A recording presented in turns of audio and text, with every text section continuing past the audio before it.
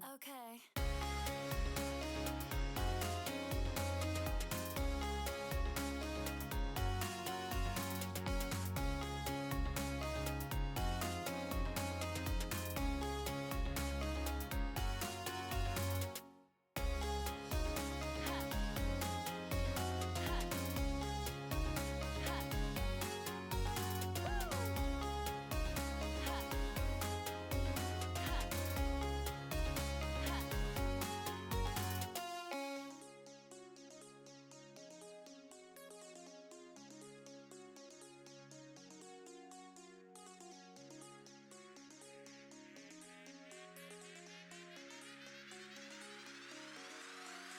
Okay.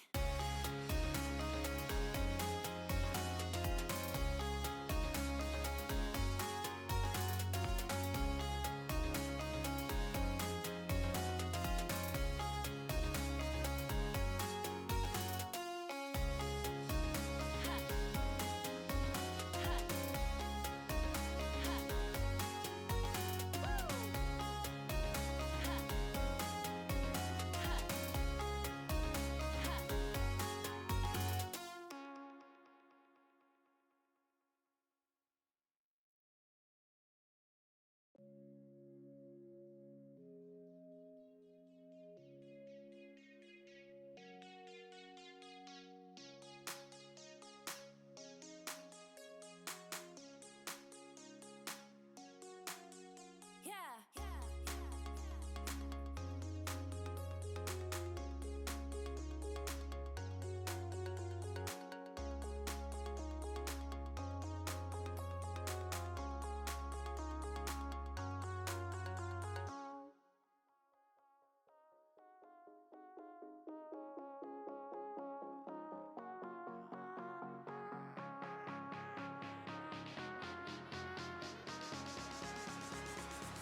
3, 2, 1. Okay.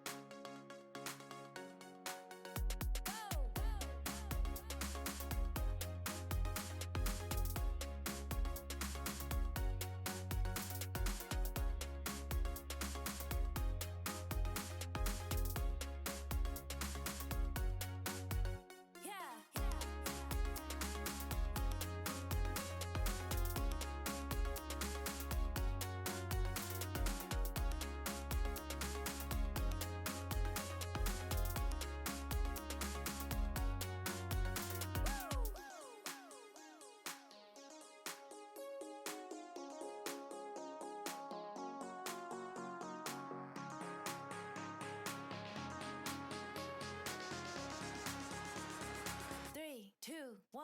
Okay.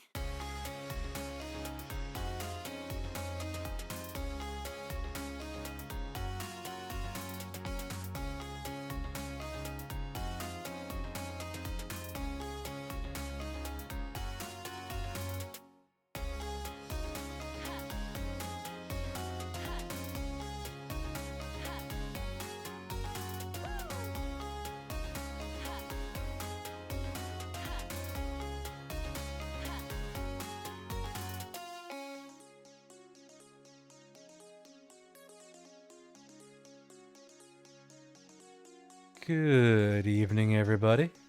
Before we get started, as always, I want to give a shout out to the lovely music we've been listening to during pre-stream here. This is Dreamer by Declan DP. You can find the information in the lower left-hand corner of the screen. Thank you to Declan and everybody like them who makes their free-to-use or low-cost assets for us streamers so we can have better streams. Thank you very much. But yes, good morning, good afternoon, good evening, good night, wherever it is in your part of the world. I am Deuscain, your variety type streamer for the night. And tonight, we are having a very special impromptu stream night with Rad Maho, longtime friend of the channel. I reached out to him as we were getting close to the end of this year, saying, "Hey, when they do the Game Award nominees, let's do a collab that night. Let's jump on and do it right away." And he agreed, and then I didn't think about it for a while. And then I was really busy this week and they dropped the nominees. So here we are. Let's fucking go, chat. Let's rage and maul at these damn nominees. I don't know what this is. I'm going in as blind as I can. But we'll see. But let's hop over to the overlay so we can all see Rad and... So you haven't looked at any of these yet? I have not. I've heard things. Things. I heard Liza P got shafted for a bunch of stuff, and like, I'm gonna be fully open. I've already voted through all of these. I have voted through none of them. Okay. So yeah. But yes. Well, then we should probably just go down the list in that case. I was gonna suggest we go backwards because that's kind of like ramping in a. Yeah, I agree. And how cool it is. I was thinking like we should end with Game of the Year rather than okay. start with that.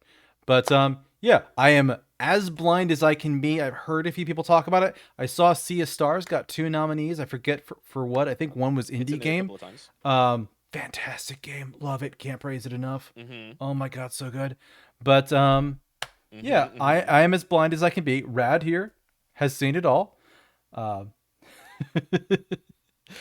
yeah, last year I had ever so slightly of a temper tantrum over the fact that God of War was on the list, even though it had come out like 2 days before the nominees. And I'm like, this is horse shit.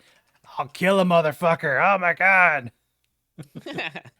I don't think there's as much to be mad about this year. Yeah, we'll see. We'll see. We'll see. It'll be fun though. But anyway, yeah, let's pop in here. Let's view the categories. Also, Twitch, this is Rad. Nice little redhead mage, good boy. Over there on the YouTubes doing his stream and stuff. Goodest boy. I never fucking curse. Damn right. Where would you like to start? Because I'll be totally honest, the last like 5 categories I don't care about. We'll speed through them because there's like I think there's best esports event had one thing for me, and then the rest are like it's not stuff I pay attention to. It's people I don't know. Yeah, we'll speed run these. Esports event, league championships, Blast TV. I don't even know what that is. Evo, I think I at least heard of that. International Dota Championships, nice. Valorant, good for them. I don't know what these two are. Good for them. I voted Evo because Evo's a fantastic fighting game. Nice championship tournament thing. Everything else, the international for Dota is huge. It's sure really big. It gets lots and lots of views. The rest of them I know nothing about. I used to watch like the league championships, but I find it difficult to support Riot these days. But anyway, yeah, that's super fair. But yeah, yeah, Dota championships, sure. Evo championships, fine. Blast TV, good for them. I don't know. Yeah, good for them. I don't know what that is. Mm-hmm. So clearly, I voted Evo. Yeah. Best esports coach, Christine Potter Chi. Interesting. But we have Valorant, Counter-Strike, Overwatch. Ooh, you chose poorly. Counter-Strike and League of Legends. I know it is, but yeah, no, agreed. So we have. We could do multiple streams about why Overwatch and Blizzard are whack. My God, yeah. We have Potter, Zonic, Gunba, XTQZs, and Hom. I'm gonna say Gumba's out because of Overwatch. Bunch of consonants in a row is out because I don't want to pronounce that. So we've got Potter, Zonic, and Hom. I would probably vote for Potter. Not only is it Valorant and not Counter-Strike or League. Like, sure, let's have a female esports coach that does well. Yeah, I don't know. That's pretty much how I voted. Yeah. I have nothing against Counter-Strike or League, but I also don't play either of them anymore at all. And I don't really play Valorant either, but it's like I like it. I've played League enough to have some opinions about League. Right, you used to play a lot of League. A little bit, yeah. I have a buddy who plays a lot of League. Best esports team: Evil Geniuses, Fnatic, Gaiman Gladiators, JD Gaming, and Team Vitality. Huh. I voted for Evil Geniuses because they have the biggest cup, I guess. Even though now that I say that, I think Gladiators might have the biggest cup. Actually, doesn't matter. Is that the female coach in the background? Is that the because she was a Valorant coach? So is that her team? I think that's the same team. Pretty sure it's the same team. I don't know. Despite everything here, I actually would probably go for Team Vitality. I like that name. I like Team Vitality. The name's neat. This is how I vote for people or give recommendations. Not recommendations. Accommodations, whatever they're called, in FF14. Who has the best looking profile picture in this dungeon? Yep. I don't care about how good of a job you did. What's your fashion like? You get my vote. Best esports athlete: Faker, League of Legends, Ziwu with Counter-Strike Go, Demon 1 Valorant, Hydra Call of Duty, Ruler League of Legends, Imperial How Apex Legends. Not a single FGC player. I am angry. Yeah, it's all shooter games. That's pretty bad. Well, shooter games in League. I don't know any of these people. I'm trying to remember which one. I think it's Faker on League was like the best Rise player in the world. Like he is so good at one champion that like isn't even a high tier champion, but he's just a fucking menace with it. Like one of their annual League of Legends animated like championship videos has him as the final fucking boss. If it's Faker, I think it's Faker. That's pretty funny. Again, I voted for him because best profile picture. Yeah, honestly, it's great. J Hank over here says, I'm going to say what we're all thinking. Katamari Reroll Game of the Year. Man, I wish that were up for a nomination anywhere because that game's great. It's definitely not new, but I played the hell out of that for like a week as soon as it came out. Best esports game: Counter-Strike 2, Dota 2, League of Legends, PUBG Mobile, Valorant. Well, at least I don't have Overwatch on this. That's all I'll say. Mine is no longer showing what I voted for. Interesting. I think I voted for Valorant. Oh, there it goes. It just takes a second to update sometimes. This website's great. I bet you it's being slammed right now. Oh my god. I'm sure. Yeah, I'd probably vote out of what's here. I'd probably vote Valorant just to. Yeah. Again, sure, no fighting games. What's wrong with these people? Yeah, there really should be. There should be. I mean, fucking Street Fighter came out this year. Why is Street Fighter not here? Street Fighter 6 is in a lot of these categories, and it's totally not in any of these last. In any of the esports categories, even though it's esport stuff. Right. For esports, you have to have a team that gets big endorsements. Yeah. You can't be like a chess player or whatever. Yeah. That's not a sport. Tennis isn't a sport. It's only one person, says the Game Awards. Yeah, basically. All right, content creator of the year. I've heard at least one person in this, and based on who I heard, they'd probably get my vote too. That's similarly exactly how I voted. Yeah. Clearly, it's Iron Mouse. She's great. I don't know who the rest of these people are. I'm certain they have big Twitch followings, but they're not of any of the people that I follow. I've actually watched Iron Mouse's streams. She's great. She's a fantastic entertainer. She's a huge member of Twitch. She's a positive member of the VTubing community. Fuck yeah, Iron Mouse. Ride or die. Overwatch 2 is nominated. That would imply it's a game to begin with. Sadly, J Hank, it's in here a couple of times. J Hank's got it right. He knows what we're talking about. Fuck yeah. Yeah, he knows. I think a lot of people know. I don't. Yeah, again, that could be a whole different stream. Overwatch, like, what the fuck is going on there for several years running? And also, oh my god, Blizzard, stop. But yeah, content creator of the year. I've heard of Iron Mouse, and she's fantastic. Yeah. I don't know who the rest of these people are. I wish them all the best. She gets my vote. Yeah, absolutely. I'm putting your chat on the screen too, somewhere, because I want to see your chat. But yeah, Iron Mouse, absolutely, 1000%. Most anticipated game: Final Fantasy VII Rebirth. Good pick there. Hades 2. Good pick there.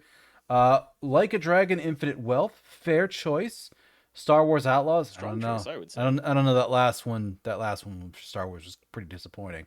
And then Tekken 6. At least a fighting game. I will say at least a fighting game. Well, Tekken 8, and people are Or like, sorry, Tekken 8. at Yes, least you're right. the FGC is fairly hyped for Tekken 8. Of course, the Tekken devs do a pretty good job of hyping it up, and they're really fun to follow on any social media they post on. They're really funny guys. Nice. Um, I did see some talk on social media. People are like, no fucking Silk Song for most anticipated. No Silk Song. yeah. So I would say my only criticism here: get rid of Star Wars, put in Silk Song. Then I would have no complaints. It's my that's my only complaint. Like Yakuza is a huge franchise, as so is Yakuza Like a Dragon. Hades Right. 2, I'm gonna fucking buy into that right away. Final Fantasy. I will probably put more hours into Hades than Final Fantasy. Mm-hmm. But Final Fantasy gets my vote because clearly it's the most anticipated game. I Prob- think the reason probably. Silk Song is not here is because it doesn't have a release date. No one knows if that's coming out in the next year or 2. Or 10, yeah. Yeah, whenever. All right. All of these games coming out next year. Yeah, touche. I similarly, I don't know why Star Wars is here. And Tekken 8 and Like a Dragon, I think both deserve to be here because, like, Yakuza is getting bigger and bigger and bigger and bigger. I need to play some of those Thankfully, Yakuza finally. games. They're Really do. well, most of them are super good. All of them have really hilarious side stuff going on. I've heard about that, yeah. You can totally start with Like a Dragon, the Mhm. like Dragon Quest RPG style Yakuza. Yeah. Yeah, I was watching somebody play it. I think I even rated his channel where it's like Yakuza 0, and it's like the famous character Majima, who at least I know Majima, and he's a big deal for Yakuza. Yeah. He like shows up because these guys are like saying some really fucked up shit to this woman about like she's in debt, and like they basically charged her like 13 times her base, which like her base of what she borrowed as interest, and they're like trying to put her to work and trying to put her kid to work, and Majima just shows up as like, yeah, I don't like two kinds of people: fuckwits who are mean to women and fuckwits who are mean to kids. And you fuckwits did both of that, and he kicks the shit out of both of them, and I'm like, I like this guy. I like this guy. Majima's awesome. Majima's fantastic. Yeah, if you play anything outside of Like a Dragon, I think Kiwami and Zero are like the kind of beginning of the story, but they've been redone and they're quite good. And then it's patchy in between. I don't know specifically which one K-san is in, but I would assume it's the new one that's coming out. It's the new one that's not out yet. In which case, I might buy that because K-san is gorgeous. Also fantastic. I mean, she's a fantastic content creator too. I've seen some of her stuff, but damn, she looks nice. Like she looks great, and she's one of the she's been head over heels for Yakuza forever. Oh yeah. And in the West, I can only think of like 3 or 4 people, and of course I don't know everybody. Keisan's in the newest upcoming Yakuza game, J-Hank. She along with like I want to say 4. Have you played a Yakuza game, J-Hank? Because every once in a while there will be like dating mini games, and they all cut to for a long time. They've all cut to like just real life video of women of yeah, like I don't know how to describe it. They have places where you can go to date like just these ladies. That's their whole job. They're not your real girlfriend, but they will pretend to be your They're like a girlfriend host? for a while. It's like a host club, more, yeah. Yeah, kind of. Basically, they're basically kind of like a host club. And so Yakuza has some mini games that are kind of like that, and you get individual stuff. But I think a lot of them are more like digital one-on-one sessions, and I don't know what that's called over in Japan. But it's a lot more classy than like a cam girl thing. Yeah. And so they've had a series running of that, and 5 or 6 people got like chosen to be the new ones in the next game, and Keisan was one of them. And the rest of them are, I think, models or maybe other voice actresses. I mean, Keisan could be a model. My God. Yeah, she's up there. I think Mhm. when they presented, they had this cool presentation of all of them coming out, like announcing who your date people were, Oh my and she god, was one of them. I think she I looked bet the awesome. audience probably lost their shit when she stepped on stage. All of her VTuber friends certainly did. Yeah, my I mean, god. all of them look fantastic. Mhm. They're very done up for the show. Yeah. Yakuza's also famous for their devs like actually hanging out with Yakuza. Mm. Um, and they don't care about hiding it. It's pretty great. Yeah, I'll have to play those games one time, but Anyway, yeah, we Yakuza games are great. Infinite Wealth totally deserves to be here. Those games are getting way bigger and bigger and bigger. nice. You never got Um, much into the side quests in every Yakuza game are so good, Hank. You have to check them out, nice. like all of them. Still, Uh, FF7 definitely most anticipated game. yeah, that's what you would vote for. I would probably go for Hades just because I want to be different.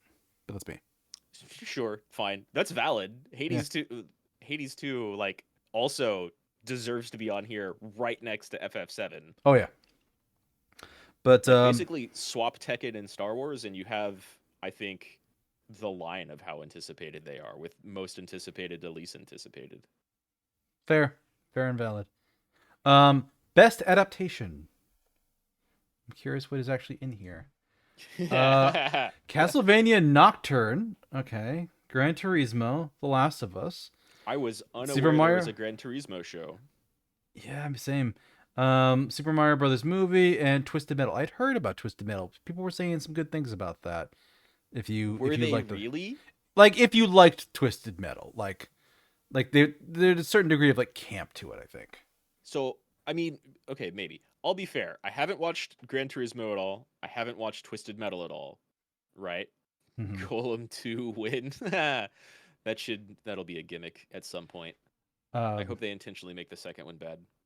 Um, Mario Bros. Movie was great. yeah, I watched like half of Nocturne and it kind of lost interest yeah. for me. I heard the trailer looks great, and then I heard people are like say the same thing of like it starts off strong and then it loses me. So like yeah, Mario Brothers film. I can't think of anything that's gonna be really hard to beat here. That could really beat it. Like that film brought me, a 30-something-year adult or a 30-something-year-old adult, to tears at certain parts of it. Like it fucking hit me in the feels and brought me back to my childhood. It's a good fucking movie. Well, it's good for it. Gran Turismo's a movie, that makes sense. Instead of like a series. That makes Hmm. a lot more sense. Yeah. Um I I voted Last of Us. Fair. But Fair and valid. I think you might like more gamers are going to be voting in this than like average people. And Mhm. like the average people I know watched Last of Us and really liked it. Hmm. Mario movie did pretty well. Uh and I think more gamers will probably vote for that. I I thought Last of Us was really good. Yeah, my only concern between like Last of Us versus Mario Brothers is there's still a lot of stigma in the West that cartoon equals children. And There is, yeah. I don't agree with that. And Oh yeah, obviously. um like I mean for fuck's sake, Castlevania's on here and that's definitely not for kids. Um but yeah, no. I Tried to see Gran Turismo in cinema, but they pulled it out before you could get a date. That's oh. hilarious. Yeah, that says some things, Jay Hank. That says some things. It probably did not do so well. All right, so best multiplayer nominees. Let's see what the list is here. Baldur's Gate 3, that should win. Diablo 4, go fuck yourself. Party Animals, decent choice. Street Fighter 6, very good. Yep. Super Mario Wonder, that's my God of War. It came out real recent. What's the release date for this? It came out super recently, but to kind of be fair, so did like Spider-Man and Alan Wake, and those games are both great and probably deserve to be on here. There's You know definitely what? recency bias. I'm not gonna give shit to Super Mario Wonder. October 20th. It's been three. Been a few It's been 3 full weeks. I am satisfied. It hasn't it's not been like it came out 4 or 5 days ago. Yeah, it was not like 1 week. Like that caught my eye. That caught my interest, and I'm like, maybe. But yeah. The other thing I say here, fucking pull Diablo 4. No. I mean, It has its fans. it's not going to beat Baldur's Gate 3. It's not going to beat Street Fighter 6. It's not going to beat a Mario Brothers game. And from what I've heard, Party Animals is pretty fun too. I haven't played it, but Party Animals is, from what I hear, Party Animals is just Gang Beasts, except it's not broken. It's smooth and works better. nice. I voted, as much as I love that Baldur's Gate 3 swept the Golden Joystick Awards and would probably vote for it in basically any category it shows up in because the game's amazing. Street Fighter? I voted Street Fighter 6 here. Yeah, Absolutely. fair. Its multiplayer is so good. In a bunch of like recent fighting games, they've had like digital lobbies that are supposed to replicate arcades, and they look and they feel kind of cool, except they all don't work that well.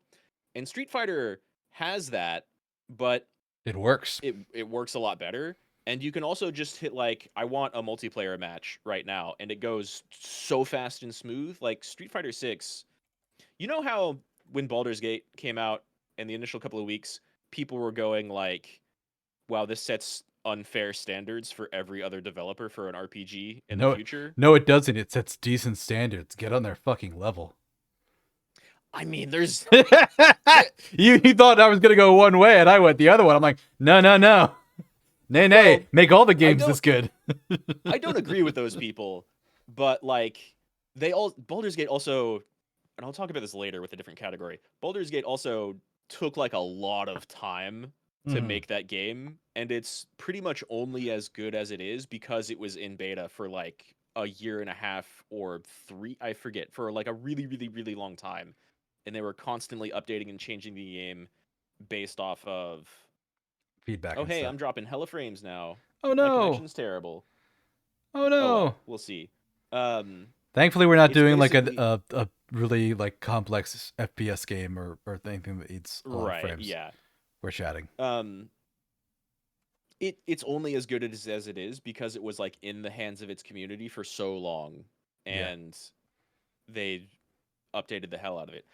Street Fighter came out, and it's just really good, and it like actually sets a standard that other fighting games need to fucking live up to and Yeah. learn from. Yeah, I think it's two different sides of good game development. Like Baldur's Gate 3 is like what early access beta testing should be, where you come out with something that's pretty good and you get feedback and you make changes and then you get something out on the other end that is amazing. Versus Street Fighter 6, it just comes out of the box and it's really fucking good. And they just super nailed good. it. It's super good. They needed to nail it after Street Fighter 5, and 4 was pretty good, but 6 is the best. Yeah. It's the best Street Fighter has ever been for multiple reasons. Yeah. So That gets my vote easy. yeah, I think those two are my strongest candidates as well. Mario, I don't know enough about, and I'm like, Mario's like a single player. That, to me, it always has been, and then fuck Diablo. They've done pretty good things with multiplayer recently in Mario games, but it's not actually anything new. Yeah. Best sports racing nominee. EA Sports. I voted Hot Wheels because I don't play these games. It's like, okay, EA Sports, so one soccer game. F1. It's funny. I feel like they put sports in here because they wanted to diversify the racing category and make it seem like it's not entirely one-sided, but it definitely is. Yeah. Yeah, I don't know. Put more Wii Sports games on here. I'd love that. Yeah, I don't really have an opinion here. Hot Wheels, or I like the photo for the Crew Motorfest. That one looks really nice. But other than that, yeah, I have no opinion here. All right. So next, best sim/strategy game. Advance Wars Reboot. Check that shit out. Yeah, good for them. Good for Advance Wars. Fire Emblem's on here. Ooh, that's gonna be rough. Fire Emblem and Pikmin. Ooh. Pikmin was huge. Yeah, I don't like Advance Wars odds against those two, but it is a really nice game. That I was watching a streamer like start off that, and it's like this was my favorite game as a kid. I love this so much, and then he like had work stuff happen and couldn't play anymore, and like has been gone for several months. And I think he just did a comeback stream. And welcome back, buddy. You've been missed. But also, yeah, Advance Wars seems neat. It's hard to go wrong with Hot Wheels, I think. Yeah. But yeah, I think Fire Emblem's gonna win this, no doubt. I And think Pikmin 4 was huge.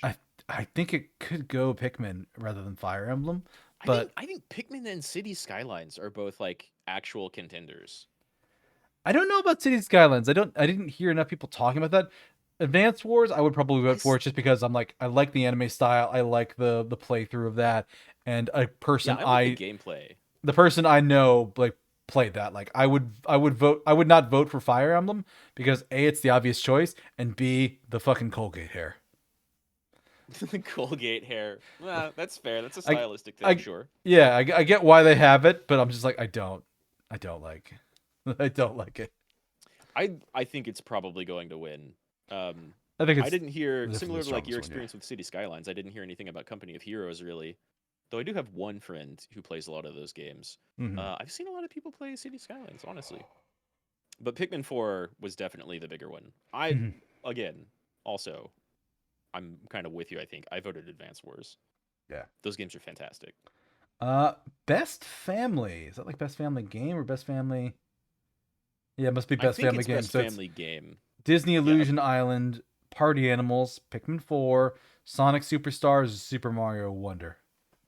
Um, yeah, I mean, they got best game appropriate for family play. yeah. So, we mentioned Pikmin in the last one. Solid game, kid friendly. I mean, let's get the kids on Mario and Sonic as early as we can so they know what the good stuff looks like. Um, I don't part know if you could say that about Sonic right now, but okay. do, I also don't know like what Superstars looks like. all I'll say is Sonic is be careful of what you let your kids search online for that game because they're gonna see some stuff. Um, Yeah, yeah. The only thing you can say similarly about Mario is Bowsette, but like uh, Nintendo disavows that, and there's a lot worse Sonic out there. yeah, true. I Uh, mean, we've all seen Sonic impregnate Mario. can't say I've seen that specific one, but we've definitely seen How have you missed some Rule that? Wow. 30. Okay. I apparently got lucky, and I will be mad at you if you send me any DM with that in it. Don't you dare! Don't you dare! Um, Mm. I've got an idea. no. Yeah, I don't really have an opinion here, but like Mario, Sonic, and Pikmin are all here. They're strong contenders. Yeah, I don't know what Disney Illusion Island is. I don't. Same. Yeah, I have no idea. Do families still play Do together? I think Non-dysfunctional so. ones probably. Sure. I think they do. I've seen various VTubers talk about like, yeah, my dad or my mom was really big into these games and we used to play them together. Mm-hmm. I don't know if Pikmin's like exclusively a single player game. But you And could I like, didn't vote for Party Animals because like it's a pretty good contender, but I think it's a step and a half below like a Mario Party and that the point is to break friendships. It's wholly and entirely versus. yeah. I ended up voting for like Mario Wonder Mm-hmm. because those are actually like really good games to play Yeah. as a party. Yeah. Why not Mario Wonder? Sure, why not? Best I was kind of fighting. surprised by this though. Like, there's Hmm? a lot of other like family group games they could have put in here. Hmm, Maybe none of them came out this year though. maybe. Next Sonic's the one. best Best. kid of the relationship between Batman and Shrek. Okay, there's also that. There's also that. Mistakes into miracles. I don't want to know. Whatever it is, I don't want to know. I don't know how you don't know any of this. I'm in different sections of the internet. Clearly. Anyway, next category. You should probably have a lot to say about this. Best fighting games. I have very little to say about this actually. It's Street Fighter 6. There's no question. Yeah. And Nickelodeon All Star Brawl is really good. It's Smash at home, Mm, but strong with it. yeah. I don't know what Pocket Bravery is. Mortal Yeah. Kombat 1 is better than it has any right to be, but it's still Mortal Kombat, so I don't really like it. Uh, Touche.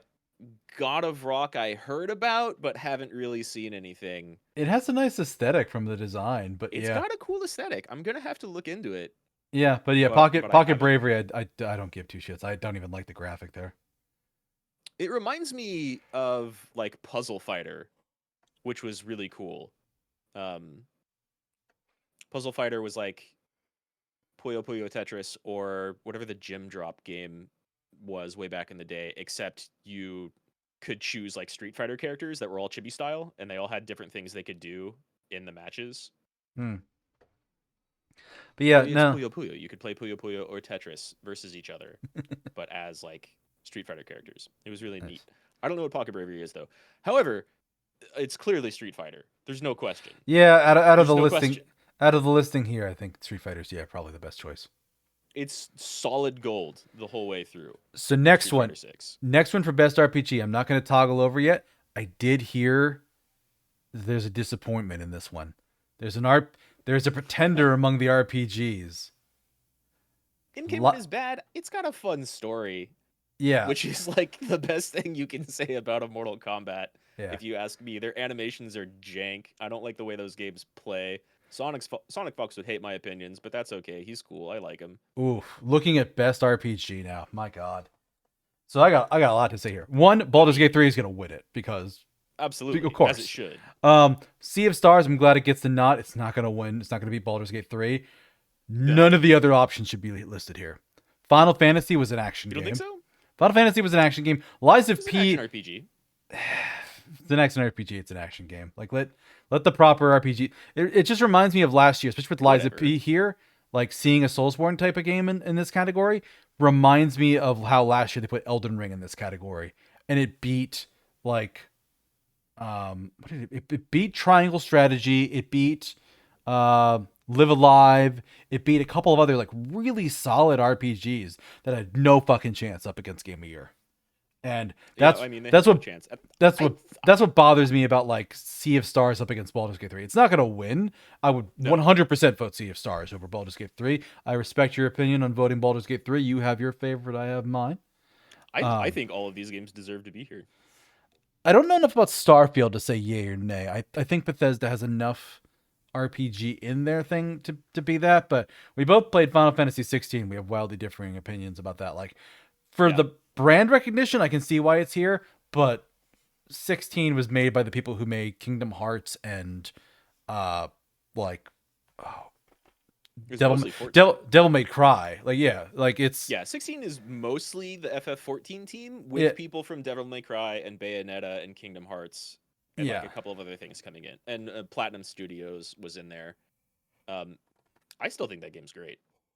Yeah, I still give it like a 6, maybe 7 out of 10. The longer I get from it, the more I'm like, it was a good experience for the first time. I'll never play it again. I would recommend it to people. That's like fair. Play it once, experience it, move on with your life. Yeah. I think even Starfield deserves to be here because like it's clearly.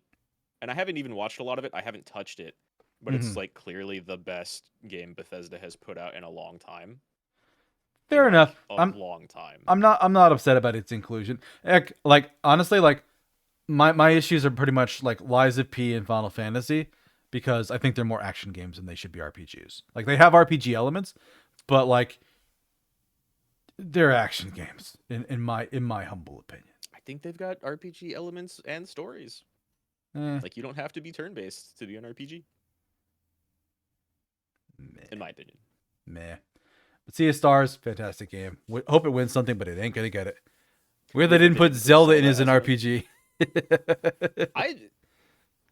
I was definitely weirded out the first time I heard people talk about Zelda as an RPG, but that was back with like Zelda 2, which I think makes maybe even a little more sense than recent Zelda games, but unfortunately, one thing I will note here, it's a little unfortunate Super Mario RPG didn't come out in time to make it for this year. Because it's going to long be forgotten by the time next year comes out.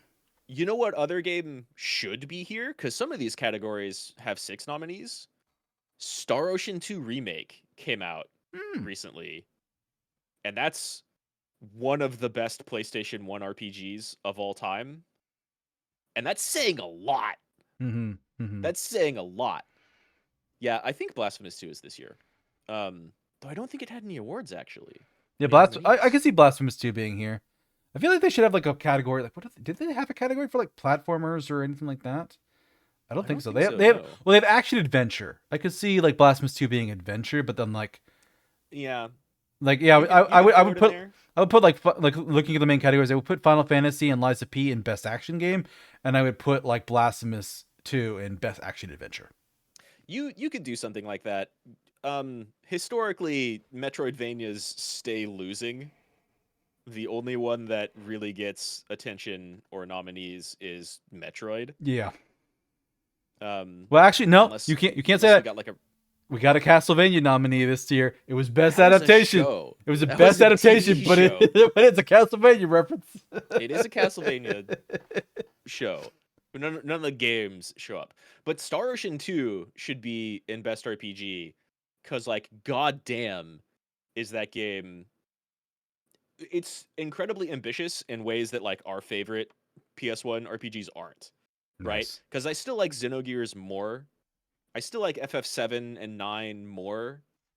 But Star Ocean 2 is the type of game that makes me ask stuff like, what food can my party make with their master chef collaborative cooking skill that negates party reputation loss from me pickpocketing people? I love that. Yeah, fuck yeah. Yeah. Let's toss out Final Fantasy with its jank ass crafting system and put Star Ocean here. Fuck yeah, let's do it. I mean, that's definitely a thing we agree about on FF6 or FF16. The crafting item progression, like, almost has no reason to exist. It is a thing that, like, oh, we put this in our MMO, let's put it in our single player game. Oh no, we don't know how to balance it, and we didn't put any effort into this. Right. So it's the most simplified thing ever and Mhm. might as well not exist. Yeah. Yeah, Star Ocean 2 should be here. It's so fucking good. It has the same presentation as, like, not Triangle Strategy, but Octopath Traveler. It takes that art style, and it's the best looking one of all of that. Which one is it again? Is it Star Ocean the Second Story, or is it Star Ocean 2 R? Yeah, Star Ocean the Second Story, Star Ocean 2 R. It came out this year. It came out like a month ago. Not according to Steam, November 2nd.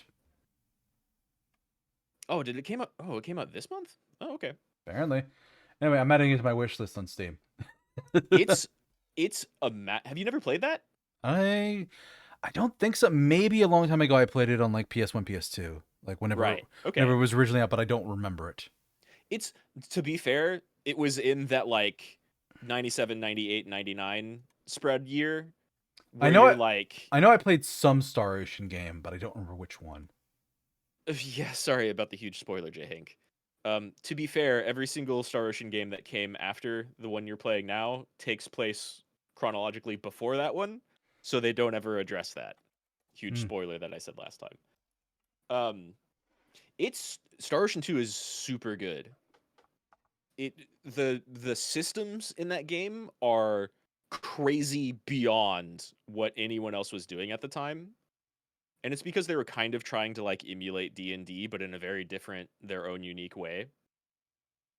It lets you do absurd things, like accidentally craft your main character's ultimate weapon by, like, the third town. I think the one I played was Star Ocean Till the End of Time. That's the one J. Hank's playing. And you know what? There are pretty cool mechanics in that game too. I don't actually dislike that game. I just dislike what the story did. And so does every other Star Ocean fan. Yeah, Fate Line God. Yep, that's the one.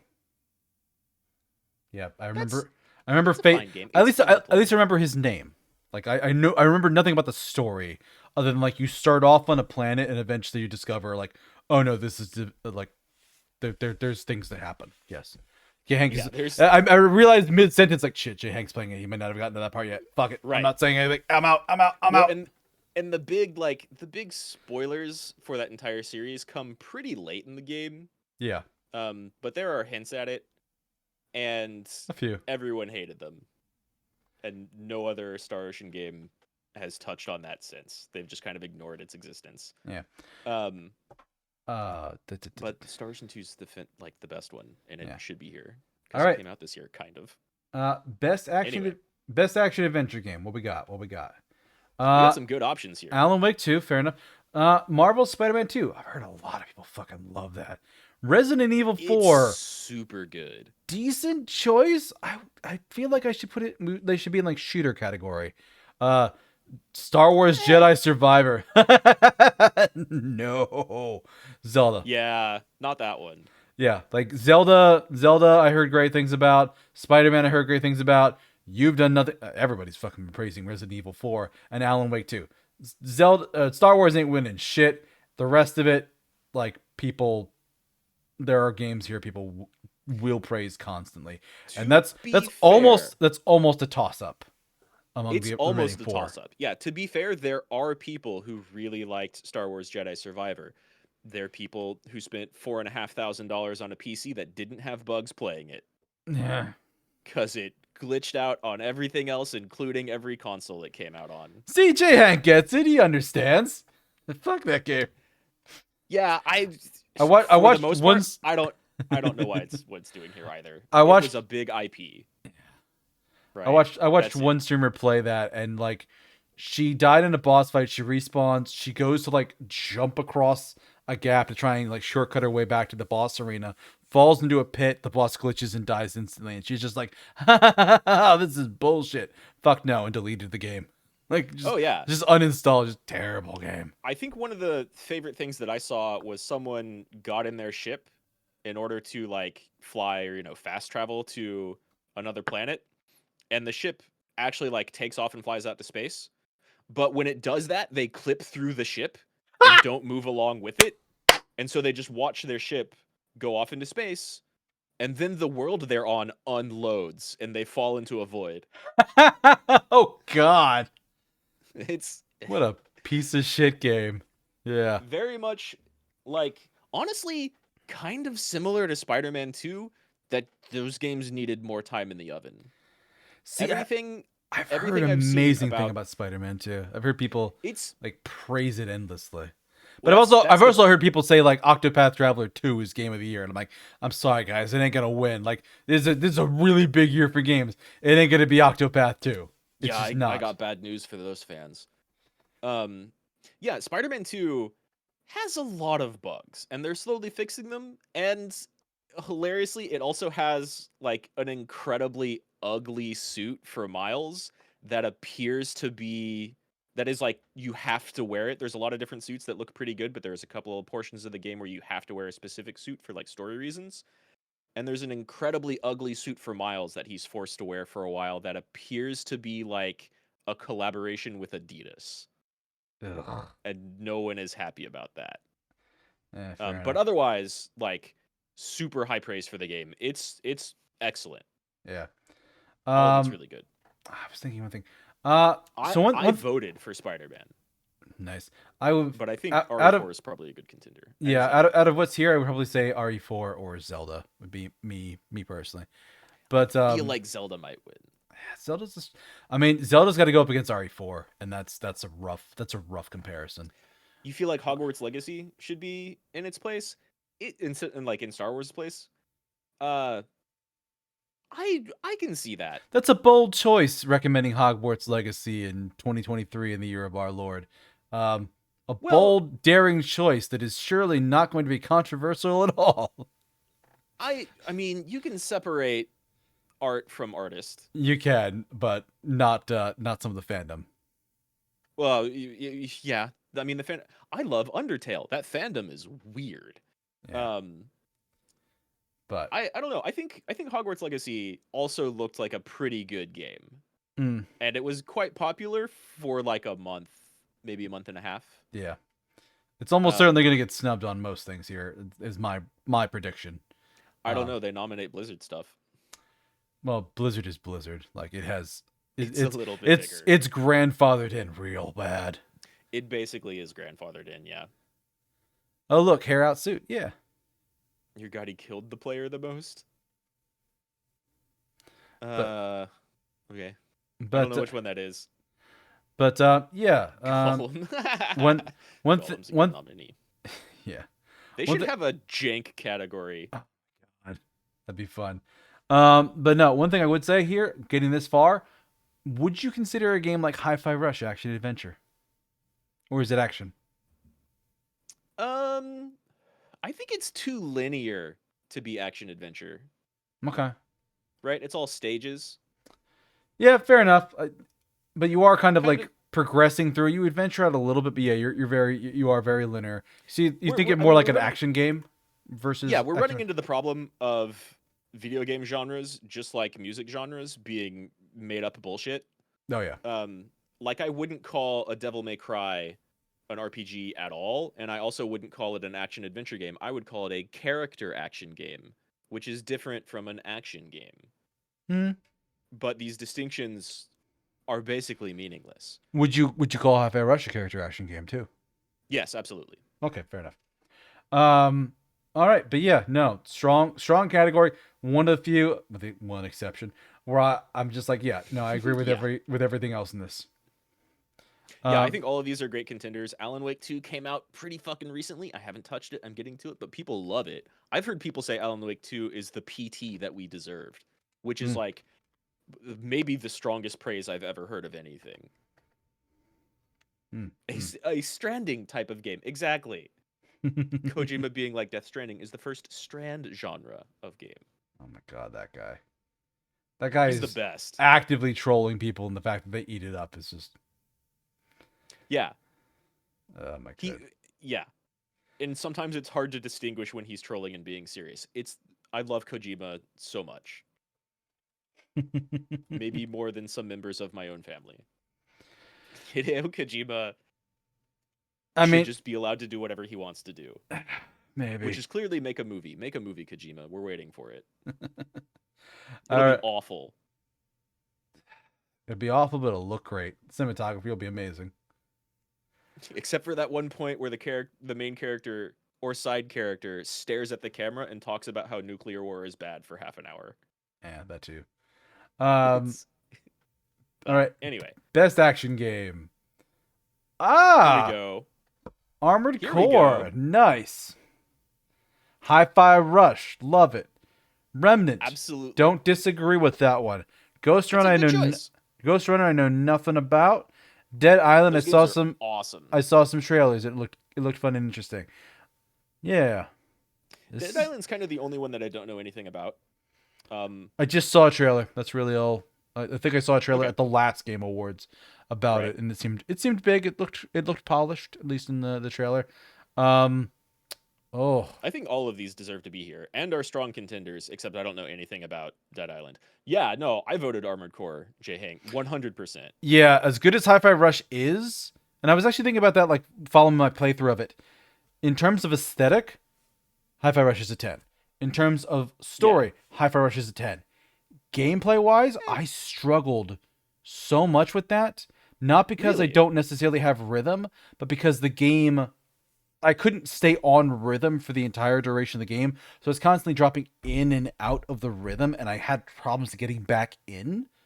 So like I would That only go affects. I I would mean, go the and like game. do like dashes, and I would try to keep that up so I could keep Oh yeah, yeah. myself on beat, because otherwise I would get slightly off the beat by like Pop, half a pop, second, pop. Yeah. and I would try to do a triple dash, and it just wouldn't work, and I'm just like, I hated that. I hated The that. game forces you to be on rhythm. It But if you does. do press it too fast, you'll either do like a double dash instead of a triple, or it won't be linked because you pressed it too late. Hmm.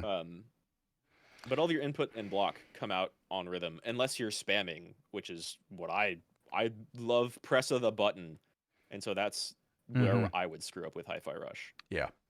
But yeah, fantastic game. Just it's so demanding because I was playing on a normal, and it was giving Yeah. me a hard time in a couple spots. Even Trash Mobs was just like wipe me because it just had a bad rhythm match. Well, yeah, the combinations of trash mobs of normal enemies are like the more challenging part. Hmm. It's I don't know. I love that game. I actually had I couldn't decide for a while. I ended up voting for Armored Core, but like Armored Core and Hi-Fi Rush both deserve this super hard. And Yeah. Remnant 2 seems great. The Ghost Runner games are amazing. They feel so good and smooth and fluid, and they're really fast and ultra cool and stylistic. Hmm. Definitely deserves to be here. I voted for Armored Core. I'll be happy with Hi-Fi Rush if it wins. Yeah, basically the same. I would vote for Armored Core, and then I'd be happy if. One sec, that's my alarm. Sounded like a phone call.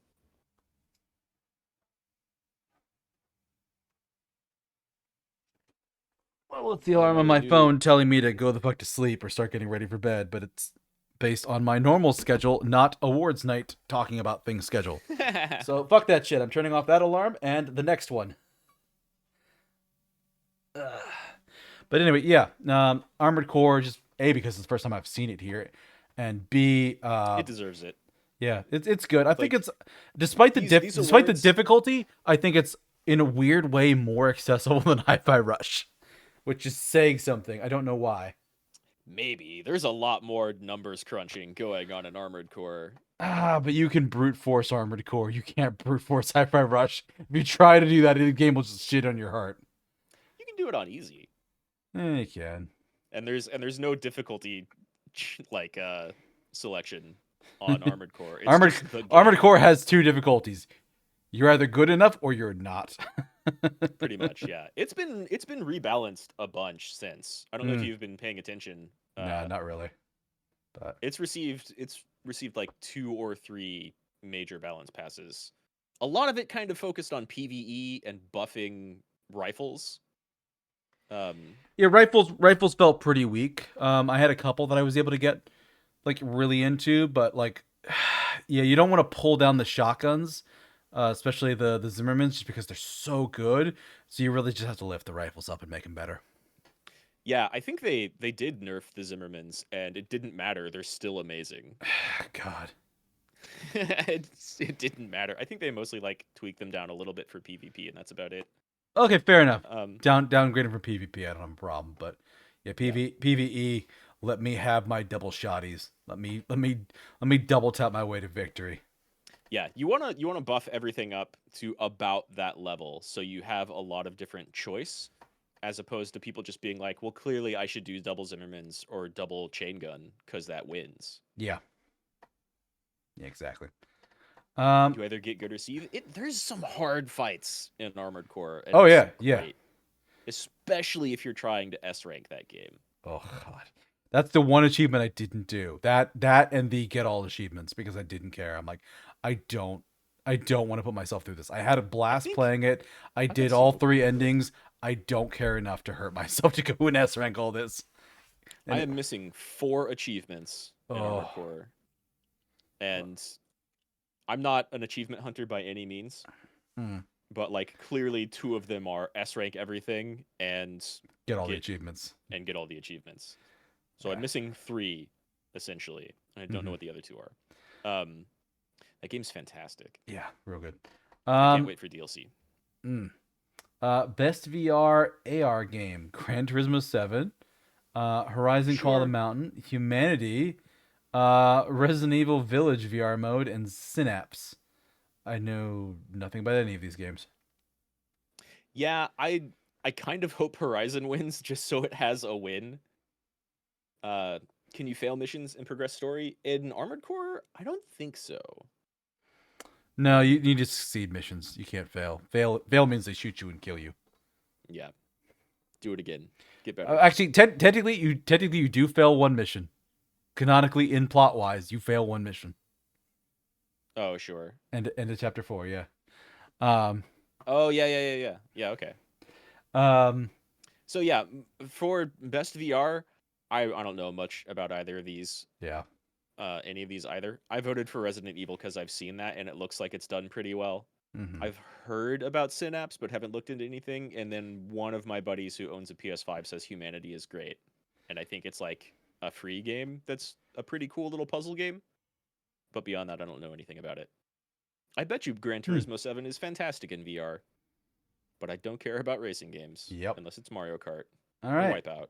Best mobile game: Star Rail here. I hope it is. Star Rail. Nice. Also, clearly, Monster Hunter now. Jesus Christ, no.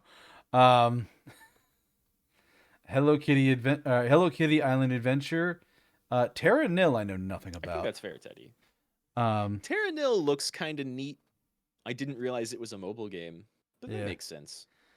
And then Final Fantasy Ever Crisis. I didn't play it. Humanity's pretty okay. Don't quote me on that, J. Hank. Yeah, you know what my vote for this category is gonna be. Honestly, that was my vote too. Yeah. Like out of all of these, Star Rail is clearly super quality. Yeah. Ever Crisis didn't like they announced a bunch of extra FF7 stuff, and I was not so hype on a lot of that. But I haven't touched it. Who knows? Maybe it'll win. I bet you Star Rail's gonna win though. There's a lot of almost Star no Rail competition fans. here. Yeah. Yeah, there's a ton of Star Rail fans. There's almost no competition in this category. Yeah, I agree. Best debut indie game. I think Sea of Stars is in this one. It is not. I was wrong. Maybe It's not, which is sad. Maybe it's best independent game. Maybe it's in that category because it's not their debut because they did the Messenger categories. Yeah, there's best debut indie game and then there's best independent game. There are two categories.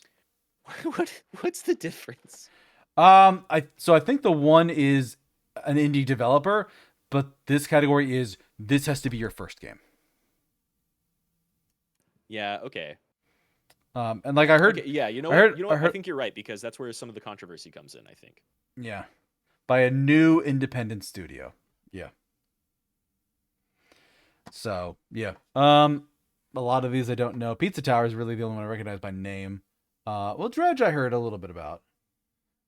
So I recognize all of these except for Vinba, and I think they're all pretty good contenders. Cocoon I've really only heard about recently. And it looks neat. I'm gonna have to look into that game because Cocoon got like a lot of nominations and maybe even an award or two at the Golden Joysticks Award, which was a huge mess. Everybody should watch that. It's hilarious. Yeah, I have your thing. I have your thing bookmarked. I just haven't had time to go through it yet. That Pat and Page stream is so fun. But yeah, Cocoon got nominated a lot, and it looks pretty cool. And I'd never heard about it before. I heard a little bit about Dredge, but I haven't picked it up and played it yet. So I voted for Dredge because I know the most about it, and I think I'm going to like it over any of the others. But Pizza Tower was pretty big for like a couple of weeks, and Viewfinder was done by. Or Viewfinder has some really cool stuff going on. Actually, I was about to say it's done by the same people who did The Witness, but I don't think that's true. Was Pizza Tower from last year?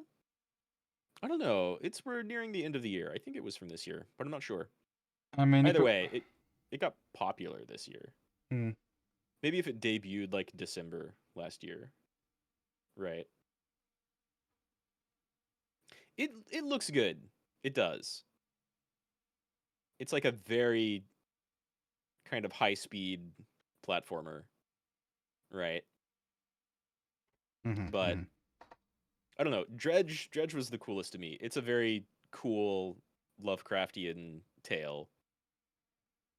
And like Lovecraftian fishing it's kind of like Dredge comes out and says, "Why hasn't anyone done this before?" There's so many like some crazy unknowable mind break shit comes out of the sea horror tales. And Dredge makes you a fisherman in that setting. It's perfect. Neat. Yeah. And it's very well executed. Yeah, I would play that. Okay, so that's that category. Best independent game. This is Sea of Stars. Okay. I also voted for Sea of Stars here. Yeah. The controversy here comes from Dave the Diver being included. Really? Why is that? Is that not an indie studio? Pretty much. Mint Rocket is credited here, but they were created by Nexon, who has been around forever and published a lot of yeah. I played Nexon Maple Story ages ago. Jesus. Right. That's not a new studio. That's not an independent studio. Very much not. Yeah. Dave the Diver looks pretty good. Why is it on this list? But yeah, Sea of Stars definitely gets my vote in this category. Easy.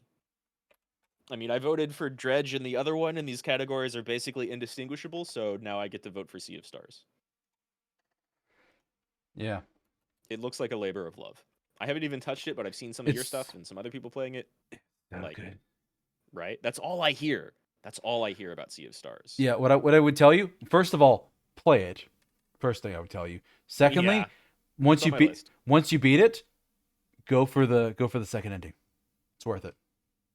Like Okay. there's some grinding you should do off stream because like there's like one of the requirements is like a bunch of collectibles, but Yeah.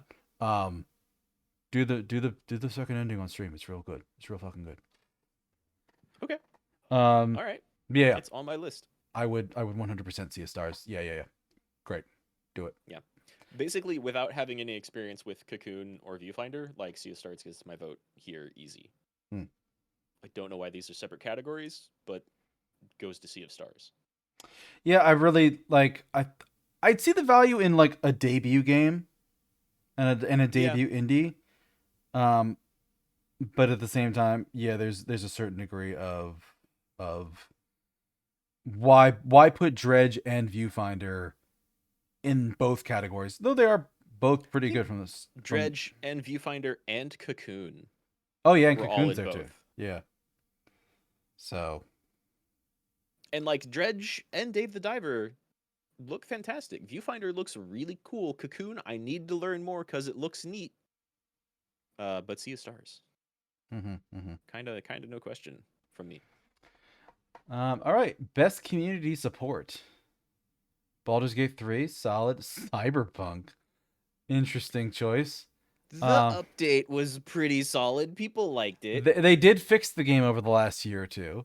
They did. It's fantastic that game finally came out in the year of our Lord 2023, and it's good now. Yeah, after they had an anime come out to promote it, yeah.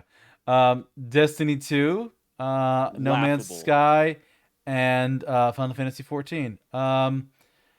With everything you've said about Baldur's Gate 3, I would probably give it to that, though the Final Fantasy 14 crowd is very passionate about their game. Honestly, that's basically my reasoning here.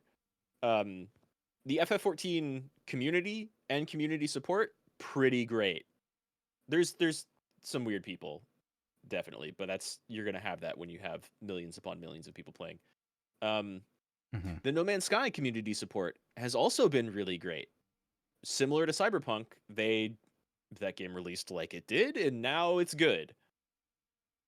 But like the Baldur's Gate beta, being in beta and them having so much interaction with the community and remaking portions of the game based off of that beta that lasted for so long, and like really, really taking their community into account when patching it and updating it and all of the like extra outside game stuff they've done.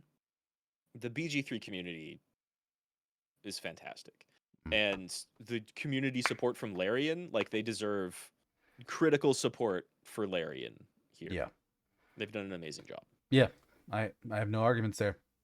I almost voted for 14, but like it clearly, I think It's not Baldur's Gate deserves it. 3. Yeah. Right, yeah. They can have this next year. Yeah. Best ongoing game: Apex Legends, Cyberpunk, Final Fantasy 14, Fortnite, Genshin Impact. This one I voted for 14. Valid.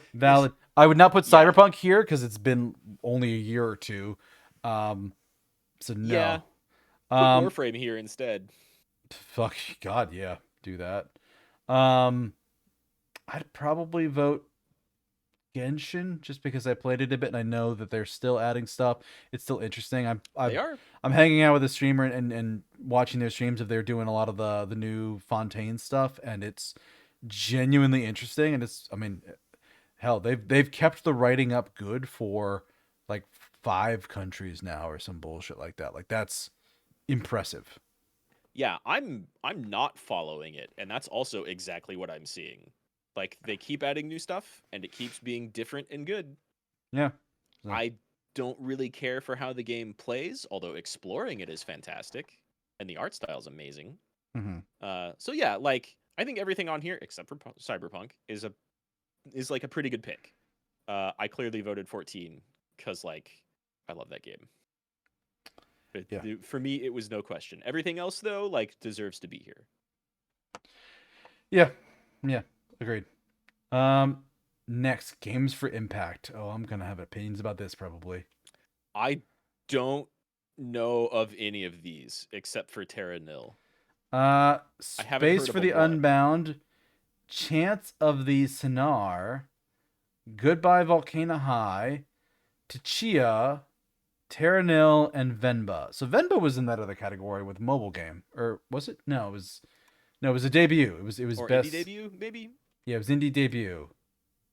Yeah, so Venba was indie debut. Terranil was mobile, and then the others haven't been here. But this is our first 6 category, so they have 2 repeats, which makes sense considering that they Mhm. had high things for that. Um, Yeah, I don't. I like the visuals for Space for the Unbound. On the Same. other hand, I think I like if the visuals for all of these. if I had to vote for anything, I would probably say Goodbye Volcano High because if nothing else, let's get the furries some representation in these awards. Because fuck it, Yeah, why not? If you're gonna I if I'm guess. gonna meme a vote somewhere, I might as well be like, yeah, let's do this one for the furries. I don't have anything against furries. I don't think that's a good enough reason to It's a put them here. it's a dumb, stupid reason, and I'll stand by it. Fair enough. I don't know anything about any of these games except for Terra Nil, which is kind of like a neat um terraforming a planet type of game, and it kind of talks about global warming and ecological disaster and what we should maybe do to fix that stuff and be more in line with nature. Mm, Uh, so it's neat in that regards. The rest of it, I don't know anything about. yeah. Okay. I would say Class of '09 should be here, except I think that came out end of last year or maybe like 2 years ago. Yeah, like I don't Seems even like know it'd be what I would popular now. like for a thought-provoking game with a pro-social meaning or message. I mean, you could put Hi-Fi Rush in here for all. I mean, like You could. as silly and dumb as it is. Heck, Casepis. I don't even know if it is Casepis this year. I think it's this year. I don't know. I also haven't finished that game. I haven't gone back to it yet. It Oh my has like god, a rad. big it has a big pro-social meaning Oh, I message mean in it. the whole thing with the one guy with like landlords, blood-sucking landlords. Oh yeah, okay. Um, That's like a fraction of that game though. It's not a focus. yeah. Um, but there is like a big community part of it too, of like how some stuff ties together. But yeah, no. Okay. Yeah, it is absolutely this year. April 23. That game is great. Oh, so I'm good. I'm sad it's not here. So that is not anywhere. I would have Right. loved to have seen that in RPG instead of like Yeah, I would fucking love to vote for Final Cassette Fantasy Beasts on 16 just or about anything. yeah.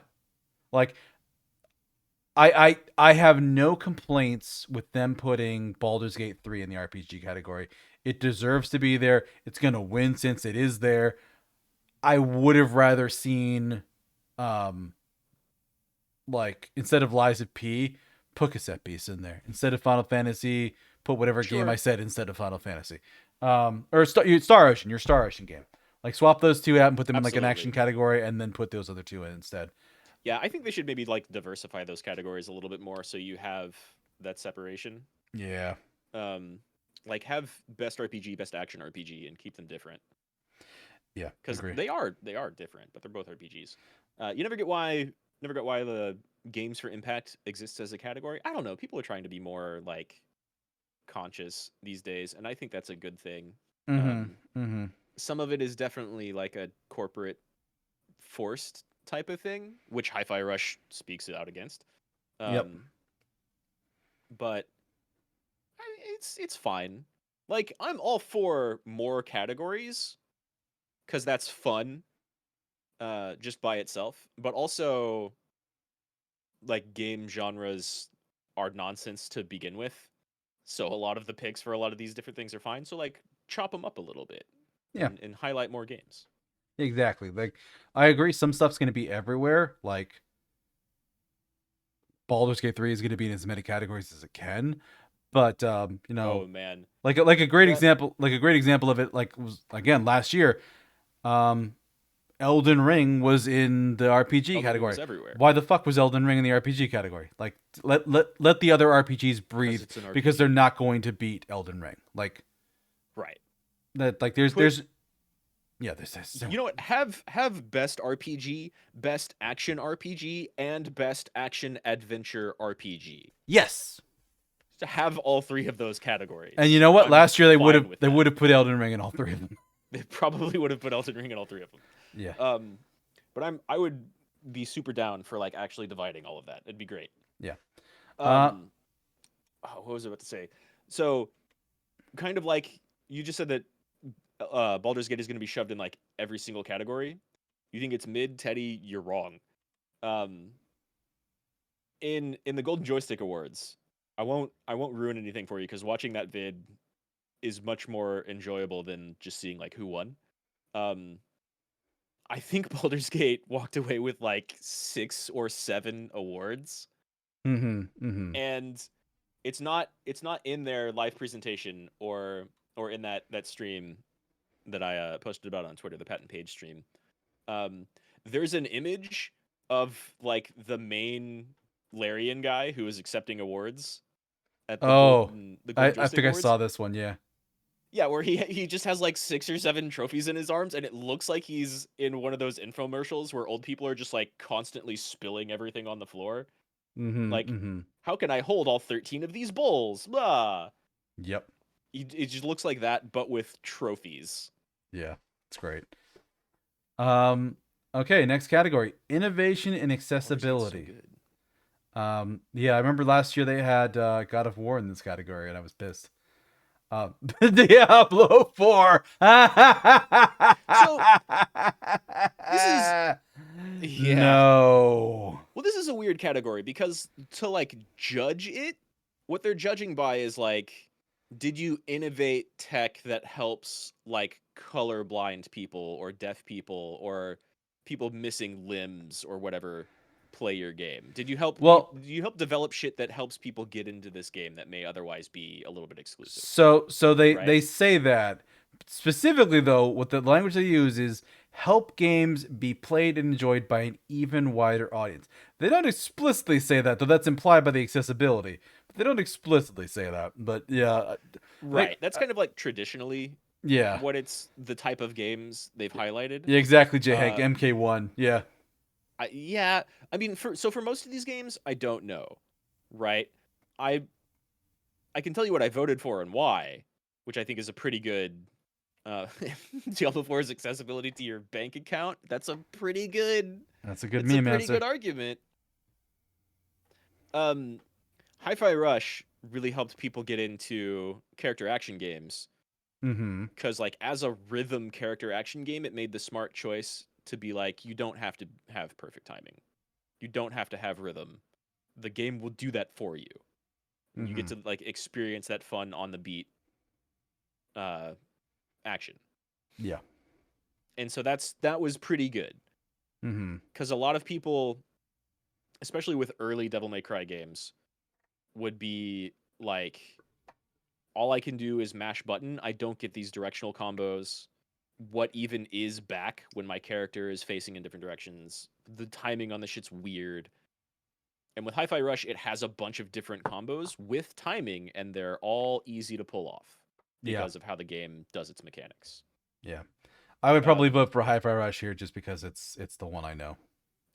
So I voted for Street Fighter 6. Makes sense for you. Because it has what it calls modern controls.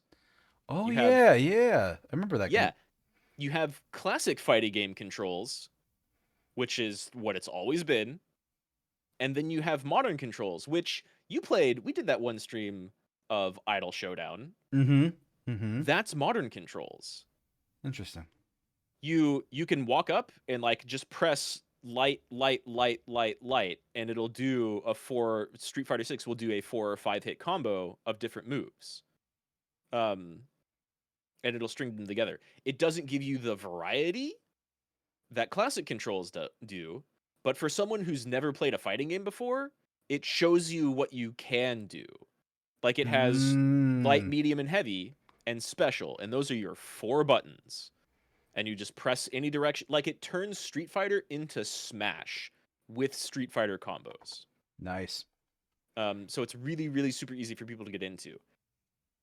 And then when you turn it back to classic, you have like light punch, medium punch, heavy punch, light kick, medium kick, heavy kick. Where's my special button? It doesn't exist. Learn your dragon punches and your half circles and your quarter circles. So like it's super easy for people. Modern Controls makes it super easy for people to get in to a fighting game that have never played a fighting game before, which is like the biggest hurdle of all fighting games. Yeah. And honestly, like I think there was a tournament or two where some people won playing Modern Controls. Oh, nice. Yeah, because all you have to do is like get good at your fundamentals. Like when is it my turn to actually attack? When do I need to block? And then you can just press this button 3 or 4 times and do a combo, and it's not going to do as much damage as someone using Classic who did the exact same combo or a bigger combo clearly. But it's very, very easy. And I think there's even like there are definitely regular moves that just don't exist in Modern Controls. But I think there's a couple of combos. Like, for example, Zangief is this big Russian grappler dude. Yep. And Modern Controls makes some of his, like, super high damage grapples, his grabs, really scary easy to do. Whereas they're, like, technical and hard otherwise. So, like, not only does it make it very, very easy for people to get into an entire genre of game that is very difficult, because usually if you pick up like a Guilty Gear or a Mortal Kombat or an old Street Fighter and you try to play it online, you get the floor wiped with you. Yeah. Because everybody else has been playing fighting games for like 20 years now. But Modern Controls lets anybody get in and do pretty all right. Nice. And learn. It's something that has never existed before in its genre. And so that's why I went with Street Fighter over Hi-Fi Rush. Even though they both kind of do something similar. Yeah, I saw that Spider-Man was free for like Game Pass, or yeah, if you bought a new system recently. Spider-Man's great. I don't know what any of these games did as far as accessibility goes, except for Hi-Fi Rush and Street Fighter, and I kind of have to hand it to Street Fighter. Yeah, from what you said about Street Fighter, like it doesn't just help itself; it helps the whole genre. That makes sense. It really does. Yeah, it really does. Okay. Yeah. Next category: best performance. This one's tough. Voiceover capture, motion, and/or performance capture. Oh, Ben Starr, Final Fantasy 16. I like that. Yeah, he was really good. He was. I'm sorry, Jedi Survivor guy. You're just automatically out. There are ultimately like 2. Well, I guess 3, because one of these people is Yuri Lowenthal. I mean, But hell, I think there are Idris ultimately Elba's 2 in here choices too. Like that's a solid. Like I've seen that man act. He's damn good. He is. Yeah, no, I really like Idris Elba. I've heard he's okay in Cyberpunk. And I haven't heard much about Melanie Liburd from Alan Wake 2 yet.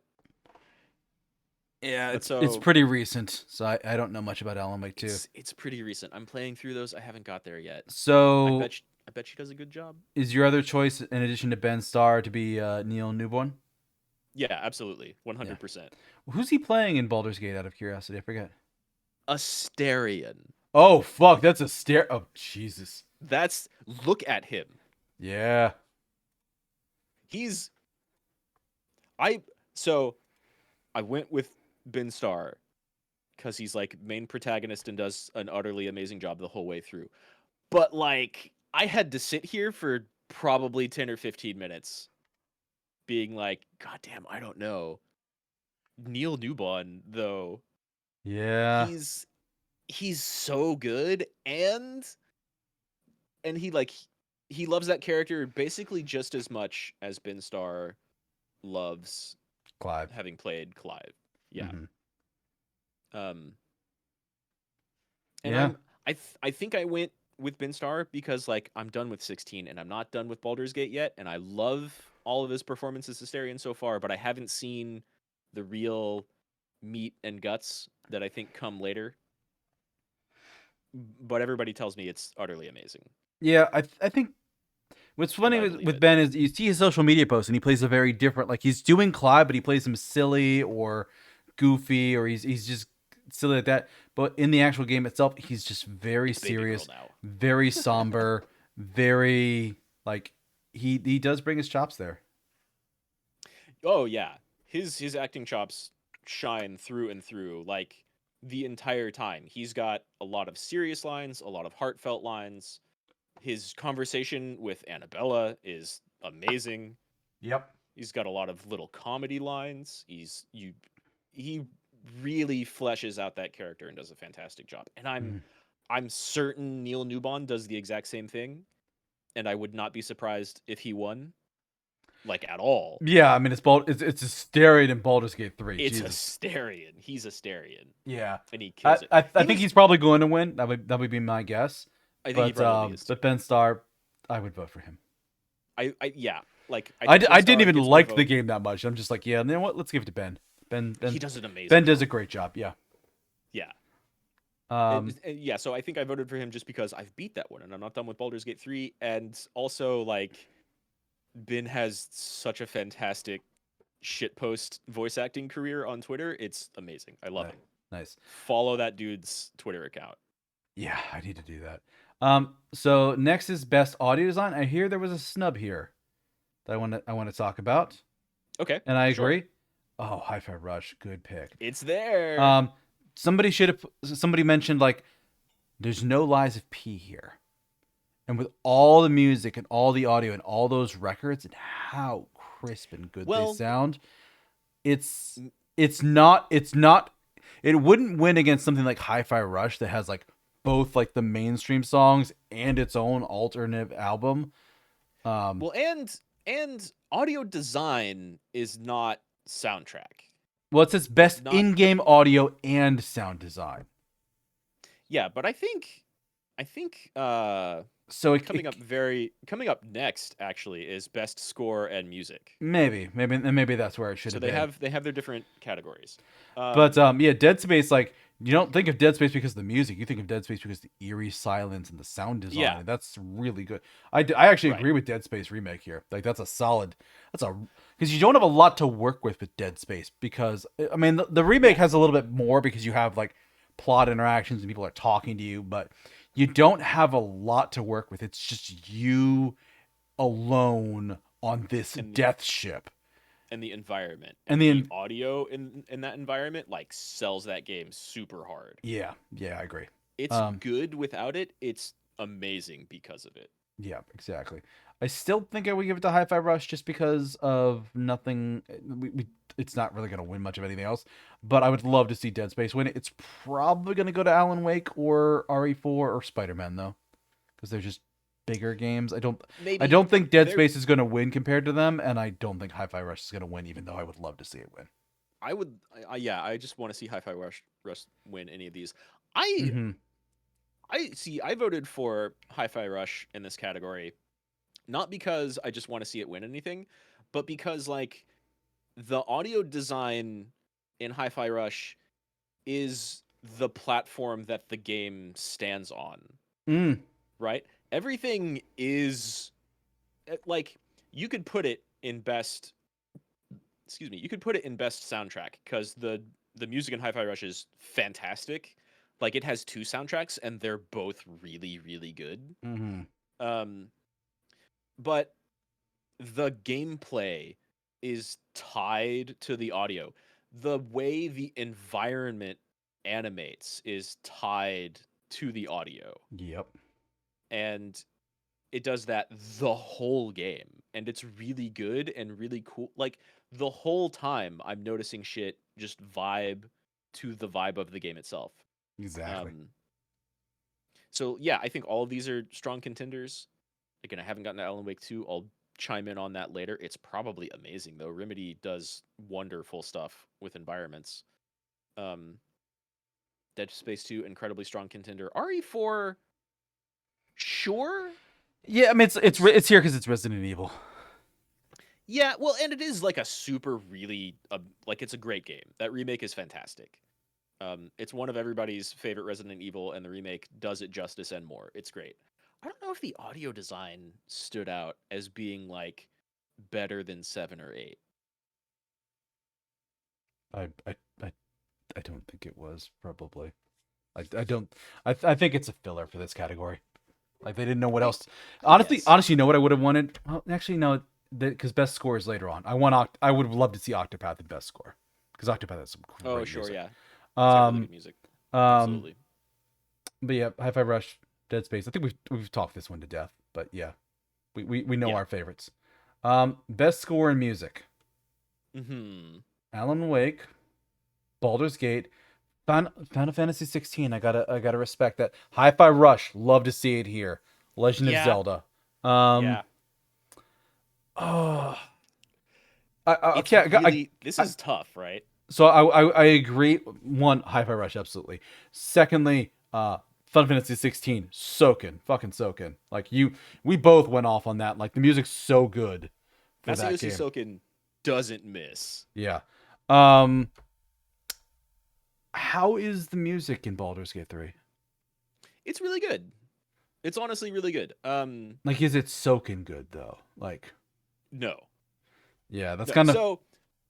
So there's like kind of normal environmental music and kind of like frequent battle music, and they're good. They're nothing really to write home about. There are a few tracks in Baldur's Gate that are excellent. If you haven't listened to Down by the River yet, oh, it's beautiful. It's fantastic. Mhm. So some music in Baldur's Gate 3 is utterly amazing. In FF16 Yeah, and Hi-Fi Rush, it's all of the music is exactly. like Yeah, top notch all of the time. exactly. That's kind of why I was hoping to see like something like Octopath here because Octopath 2 is so good. Like it has its really Right. great songs, but then like just in general, like just from the design of what they did for the songs, like a lot of what they did for music. First of all, every town soundtrack and even the world map and every zone has a day and a night variant of each song, and Yeah. it's really fucking And good. And then all good. they have character themes for each character, and they Right. have two or three. I think they have three or They have four of them multiple variants for all of because them. it's basically like you start with the original one and then they like mix it with something and then they mix it with a Yeah. different song. So like the last one combines That's a like Soken staple.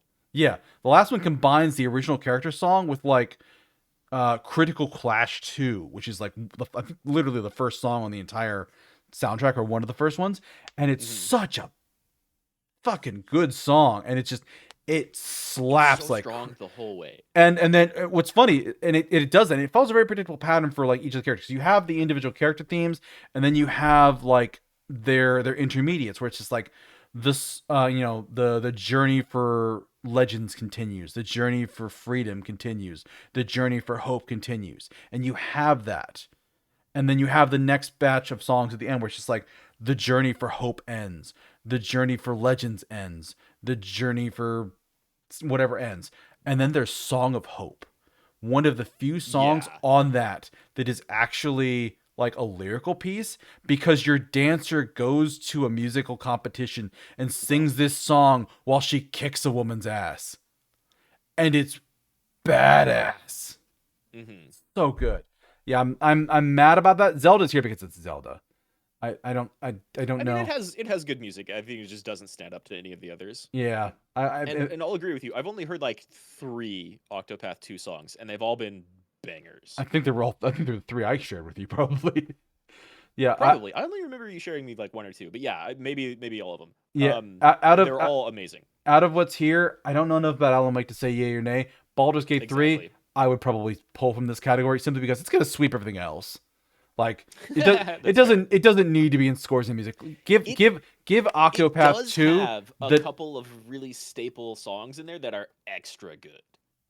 but But again, like that's Hi-Fi Rush and FF16 yeah, exactly. blow everything else out of the water. Yeah. Um yeah, I wish Octopath 2 were here just so that there would be some decent competition for It the other ones. from It's what just- I've heard, it probably should be. Yeah. I think like Xenoblade was in previous years of this category. Fair enough. Yeah. Do I find it weird how Hogwarts Legacy is not in any of the awards? I haven't played Hogwarts Legacy yet. It looked like a pretty good game, but I haven't touched it yet, so I don't really know. Maybe they didn't want to touch the J.K. Rowling stuff. Yeah, that's I'm not going to go anywhere near that game for exactly that reason. Yeah, I think we've already basically talked about it. Like for the same reason, I would cut Riot and Blizzard completely out of these awards. Mm-hmm. But Blizzard's grandfathered in, and so is Riot, like a little bit. Yeah. So I don't know. Yeah, but I think yeah. I think we've talked this category to death. Then. Well, which one would you vote for? Oh,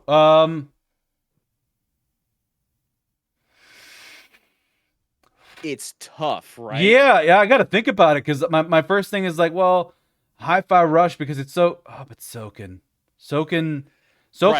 was overall good, and then he had his bangers. Hi-Fi Rush was just always great. Hi-Fi Rush actually, I have my answer with that. Yeah, actually, I have my answer with that. You'd go with Hi-Fi Rush? Yeah, I would go Hi-Fi Rush just because Soken I think nailed the high points better than Hi-Fi Rush did. For the most part. Hi-Fi Rush has that great song where like you're breaking out of like the harmonic thing. I think Modern Warfare 3 isn't here? Yeah, agreed. Yeah. You're like breaking out of the harmonic prison, and it's so good and it's so moving. Like I kind of came to tears while playing that part, and then you go from that to the section which is like, yeah, Team Chai is gonna kick some ass and go, and you have all your friends helping you, and it just fucked me up in all the best ways. It was so good. Hi-Fi Rush is so good. Like I honestly I voted for 16 here. Fair enough. Like it's like hard though, because like just like what you said, I agree with everything you said about Hi-Fi Rush. And what it came down to for me was like both of them have nothing but fantastic soundtracks that are completely fitting for where they are. They're amazing the whole way through. Hi-Fi Rush has its entire game built around that. FF16 has Awake. It has the Phoenix theme, which is so fucking strong. I couldn't not vote for it. Yeah, I would say overall my thing is Hi-Fi Rush nails the better average. Sure. Final Fantasy 16 nails the better peaks. Yeah, I would agree with that. I would totally agree with that. I mean, there's not even like a single down point in Hi-Fi Rush. Yeah. In Final Fantasy, you have like wandering around field theme. This town has a theme. They're like they're good. Are they though? Are they? I think so. Yeah, I enjoyed the music throughout the entire. I'm joking, but yeah, it's basically like Final Fantasy. The boss fights are good.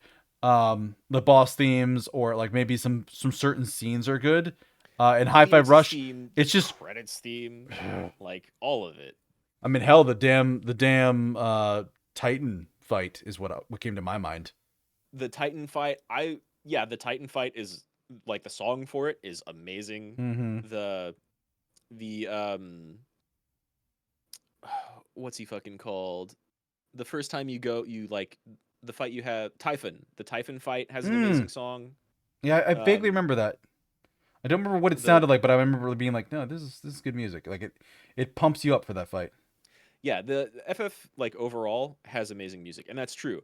Nobuo Uematsu, who composed like all of the old school and up to like some stuff in FF 9, 10, and maybe 12, and like a couple of tracks in 14, was like the OG. Oh my god, this composer is amazing. Right next to Yasunori Mitsuda, who did like Chrono Trigger and Xenogears and Xenoblade. Oh, actually, he did the composition for Sea of Stars. And Sea of Stars. But most recently, I would say even though I have the soundtrack for that, I haven't listened to it enough to really put it above anything else here. I would definitely pull Baldur's Gate 3 for Octopath, and I'm reluctant to pull Alan Wake. I don't think does Zelda does Tears of the Kingdom even have like a big song like at any I don't point where know. like I don't know. I don't The game is too big for me to touch right now. yeah, I don't know. I haven't heard anything of the people being like, oh, but that one song, like there is no one song for this Zelda. I'd pull Baldur's Gate 3 and Zelda There might be. out of this just from what little I know about them, and put in Octopath and I would put in Bomb Rush Cyberpunk here. oh yeah, I 'Cause heard that got soundtrack snubbed. is fucking stellar. I heard that got snubbed. Yeah, you know what? Actually, pull Alan Wake and put that in too. We'll put Sea of Stars, Octopath 2, and Bomb Rush Cyberpunk. Let's do it. Put those ones up. If nothing else, it's a nod of respect to compare them to Soken. Yeah, do- exactly. Like, And fuck so yeah. like I was talking about Mitsuda and Uematsu, like the OG goats of game composition. Masayoshi Soken has absolutely cemented himself as like equal to that status. Mm. And he's only done like FF14 and 16, and maybe he did some 15 stuff. I forget. Um, and he did like he has a really weird category before that includes like some puzzle games and a Barbie game. But I bet you they have fantastic soundtracks. I'm sure. Honestly, I haven't touched Alan Wake 2 at all yet. I'm playing through the first one. It probably deserves to be here, because Remedy loves their soundtracks. Like, okay. All right. For the most part, in like main gameplay stuff, there's usually not a lot of like really amazing music, but a lot of like transitions between scenes and areas will have like actual real songs, like DMCA songs. Mhm. My Alan Wake VODs cannot be viewed in Russia. Sorry, Russia. And then Yeah. they also have a couple of segments, usually like one big segment that's just this cool, huge, neat action piece where the main star is like the music playing over it, and it just feels incredibly cinematic. So like they're really good about that shit. I haven't touched or watched any Alan Wake 2 stuff, but it probably deserves to be here. Okay, so we'll make it a 6th category. We'll pull Baldur's Gate, we'll pull Zelda, we'll put the other 3 in. Yeah, absolutely. Yeah. Best art direction. Lies of P. Good pick here. There's Lies of P. Hi-Fi Rush, good pick here. Alan Wake, I mean, just the stylization for that image is pretty solid. They're really, really good at making stylized environments. Yeah, I saw a little bit of really like strong. Control, and like it right. Just a little bit I saw in Control. I'm like, oh yeah, you know what? Actually, just from what I saw in Control, yeah, no, they're just solid. This probably deserves to be here. Exactly. Zelda, get the fuck out of here. It looks pretty good. It looks okay, but it's not. It's like one person with the one streamer, Malice. Actually, you've seen her, Malice VT. Oh yeah. She was pointing out they have like era accurate clothing in Lies of P. Like she's noticed it because she said she's really interested in like historical fashion. Like they have the right kind of pants. Like it's not like a modern. They're actually doing a good job of that. The people who made that game did their research. Yeah, they did, and it's fantastic. So yeah, Lies of P and Hi-Fi Rush, love it both. I'd probably go Hi-Fi Rush just because I like the aesthetic more than Lies of P. But Lies of P is so good. Yeah. Like I didn't spend as much time on this category as I did on a couple of others. But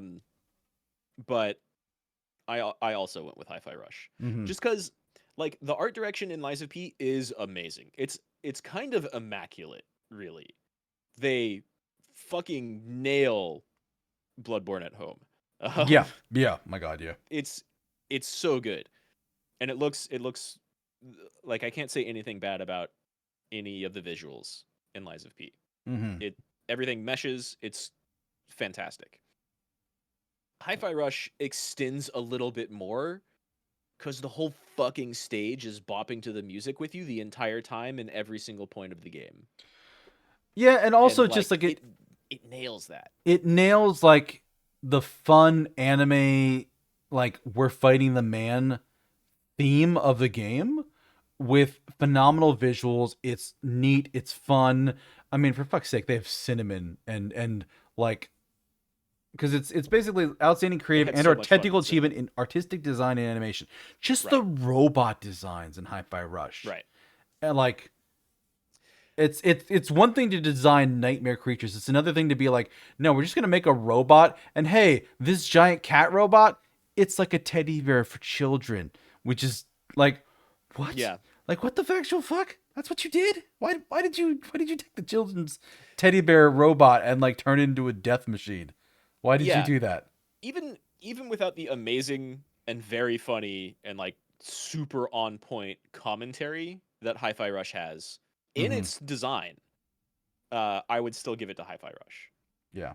Just because like everything fits. They had so much fun with every bit of every level, every character animation, and all of it meshing so well together. Like Lies of P basically does that too, but there's just You know what? more going on You know what? with Hi-Fi Rush. Here's definitive reason why Hi-Fi Rush should win. They did the Xenogears scene, and they did it with Oh my asking God. asking permission to do it first. And the people that made Xenogears is like, fuck yeah, you can copy that. Go ham. We love it. Even better, when they talked to the Xenogears people, they were like, "You want to make a Xenogears reference? All right, that's cool. What do you want to do? What type of like permissions do you need?" Because they made sure to like contact their lawyers and everything, and they had teams meeting about it. And when they described it was just that scene, the like disc 2 start scene where fucking nothing's going on, the Xenogears people were like, "You don't need any like special legal permissions for any of this. There's no like copyright song that you're using. There's the imagery is like the same, but it's different. You're not Yeah. actually you're not using any of our assets. Like you basically didn't need to talk to us for this. You just go ahead. Are you sure that's the scene you want to do? Sure, go ahead and do it. Like they were confused that But Tango it's Gameworks wanted to do that scene. But of course, that's the scene where every single person who has ever played Xenogears goes, "Holy shit, is this a Xenogears reference?" yeah, exactly. And It it's can't be anything else. and it's also it's just so good. Like I remember getting to it and it's just like, oh my It's god, so funny. I forgot how fun this is, and it's just like everybody was on side. We all hated his plan. This is going to fail. And Yeah. it's just like it's just shy in his own little headspace, and then just like having the voices of reason come in, and they're just not making any impression on him at all. Yeah, they perfectly mimic that Xenogears scene where it's just so much exposition inside Hi-Fi Rush, and they do it wonderfully. Mm-hmm, So on top of everything else about like Lies of P and Hi-Fi Rush, absolutely nailing their shit. And you know what? I bet Alan Wake does too. Super Mario Wonder looks great. It's a Super Mario game. They do some like new stuff with it, but it's a Super Mario game. Zelda looks great for what it is. They built that world out, but like Alan Wake, Hi-Fi Rush, and Lies of P do a better job in art direction. Yeah. Hi-Fi Rush fucking nails it. Even the like changing outfits thing at the end, and how fucking sweet that is. Like I got to the end of mine and I'm like, oh my god, I forgot they had outfits. Oh my god, I forgot how fun some of these outfits are.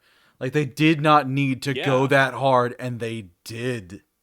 They didn't. And I mean, like you were saying, Lies of P also has really great outfits, and you can change it, and you can make a very pretty Pinocchio boy. You know what? Actually, they put something and in. all of them are pretty cool. In one of the upcoming patches for Lies of P, they're actually putting a thing in to change hats and glasses, so you can. They are two separate slots, so it's even more fashion. Cool. Good. I'm gonna go get some more water. I need some more water. Even in that, like even with that being highlighted, you're getting even more fashion in Lies of P. I still give it to Hi-Fi Rush. And part of the reason why, like, Lies of P absolutely does nail its, like, era piece fashion. And it looks immaculate. Hi-Fi Rush is a little bit more fun with a lot of its art direction and costumes. And you get to dress up way more than just one character. Oh yeah, you can do the whole team. You can do the whole team. Everybody you can call in. 808, your little cat buddy.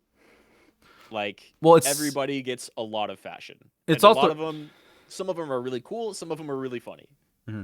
Well, it's not even just the art direction for the characters and the character design. It's like it's a comedy gag game. So you're gonna have like the whams, the bams, the big like comic book text that Hi-Fi Rush would do and would show in its interaction with the world. Like it has a very visual display style. Liza P just doesn't have that. It's true, yeah. Yeah, Liza P, while having Liza P Resident is a Evil level horror comic stuff, book. It is a video game that loves other games and loves gaming and loves comics and loves that genre. You mean Hi-Fi Rush? Yeah, Hi-Fi Rush. What did I say? Yeah, Did I say I Liza said P? Liza P. Whoops, I got it backwards. It's just a little bit less comic book. Yeah. It's out there, but it's all like grounded, and then has its Bloodborne Resident Evil twists. Yeah. Hi-Fi Rush just has fun with it the whole time, and it looks stellar. Mm-hmm. Everything about it is clearly a labor of love. Yeah, very much. Next one, best narrative. I'm not sure what else is going to be in here. Probably Zelda Resident Evil.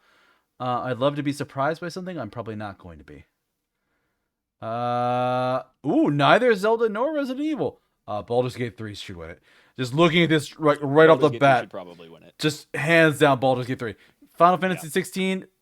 I get what you're trying to go for. I get of all, yeah. I'm like, no, yeah. That one gets it. That one gets to belong. It's not gonna get my vote, but I get why it's here. It's solid. Yeah, I get why it's there. I get why Marvel Spider-Man is there too, even though I felt like that was maybe not the strongest part of the game from what I've seen. Mm-hmm. I think Baldur's Gate is going to win. I think Baldur's Gate deserves to win this one. I think it's going to win, and it deserves to win. And for that reason alone, I pulled a Deuscain and voted for Alan Wake, which I haven't even played yet. But everything here is pretty good, except for maybe Spider-Man. Baldur's Gate's going to win, no question. Not even one single shadow of a doubt. Yeah, I would also like to note you pulled a Deuscain and you didn't vote for Final Fantasy 16. Even though we're both like, yeah, it deserves to be here. Neither of us is going to vote for it, but it deserves to be here. Congrats on the nod. It does, honestly, like, with all the faults of that game, and we've talked about that. We have a whole stream talking about that for too long. I think it still deserves to be here. It does a really good job making a more dark and serious Final Fantasy game. Yeah. Like, there's a lot of racism in that game. Oh, it's not like actual racism, but it's clearly racism. Yeah. And it deals with a lot of mature issues and with a lot of really mature issues. The stuff between Clive and Joshua and their mother is also really strong. Amen. And even like Dion and his father, like there's a lot of Dion and his father is done really well. Yeah. They don't like. I would play a DLC that's just Dion. Mm-hmm.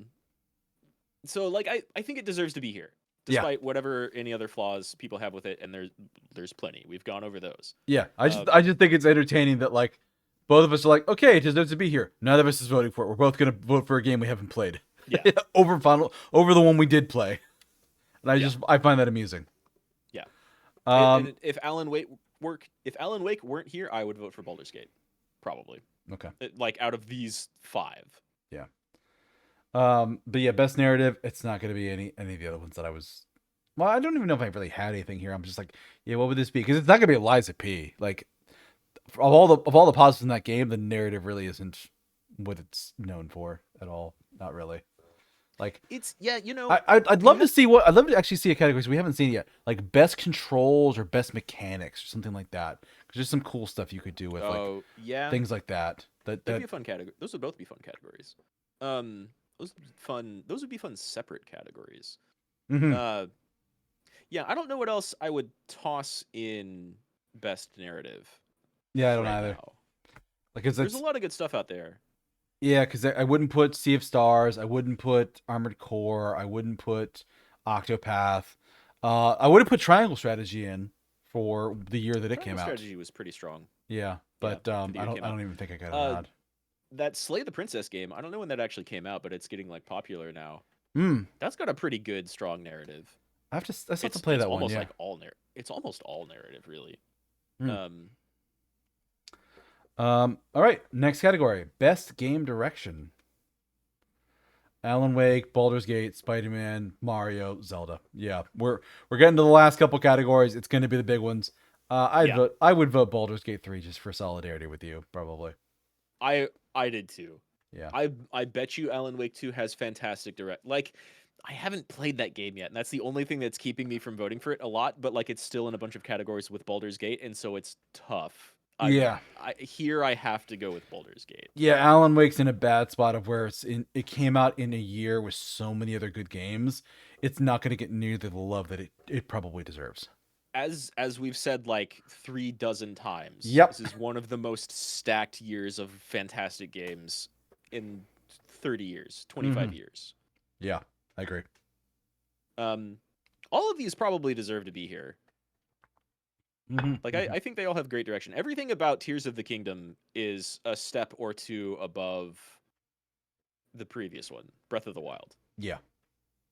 Mario Wonder looks absolutely great and smooth. I haven't played it, but I've seen a couple of streams. It looks great. Maybe the best 2D Mario game in a really long time. Spider-Man 2 also utterly fantastic. It takes the Spider-Man game that everybody loved and kicked it up a notch, and it's really good. Alan Wake 2 is probably a really strong contender in this category, but I don't fucking know yet. You're still working on your backlog of games from like August and September. Basically. Yeah, I mean, heck, you haven't finished Cassette Beast. That came out in April, so you're still working on your April backlog. This has been a very good year. Whenever I decide to get back to Cassette Beasts, because it's great, I'll probably finish it eventually, just not on stream. It's so good though. You stopped right. I might finish it all. You stopped right before the part where you're about to get some answers for some shit, and it's just like, oh wait, that's what this means? What the fuck?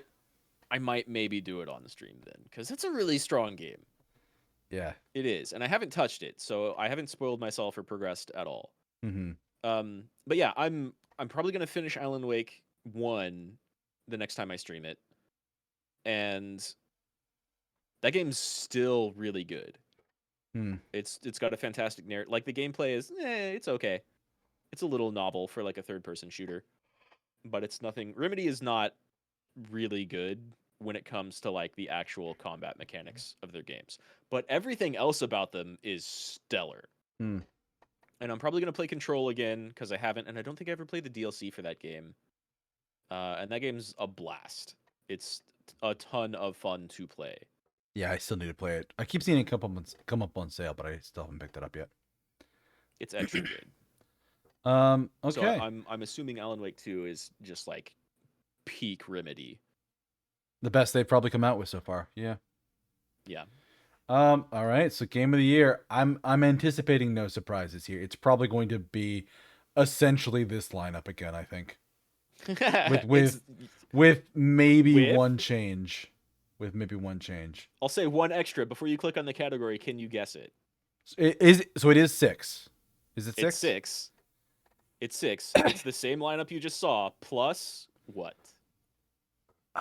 By what deserves to be there, I would say Street Fighter 6.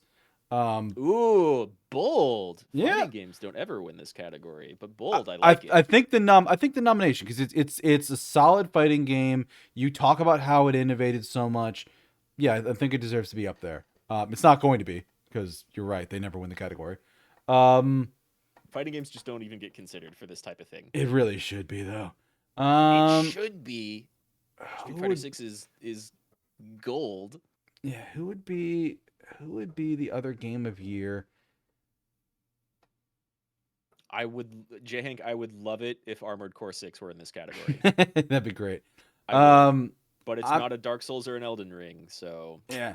I'm gonna guess it's probably one of the indies. Something from one of the indie categories would be my guess. Maybe Dredge. Dredge will be my guess. Maybe Dredge. Okay. I can see that. Dredge was pretty popular for a while. Okay. All right. Game of the year. What we got to work with? Alan Wake, Baldur's Gate. Oh, Resident Evil. God damn it. That was on my mental list and I didn't think of it. Fuck. I should have known it. You almost got it right. That's Resident Evil 4 remake's really fucking strong. Mm-hmm.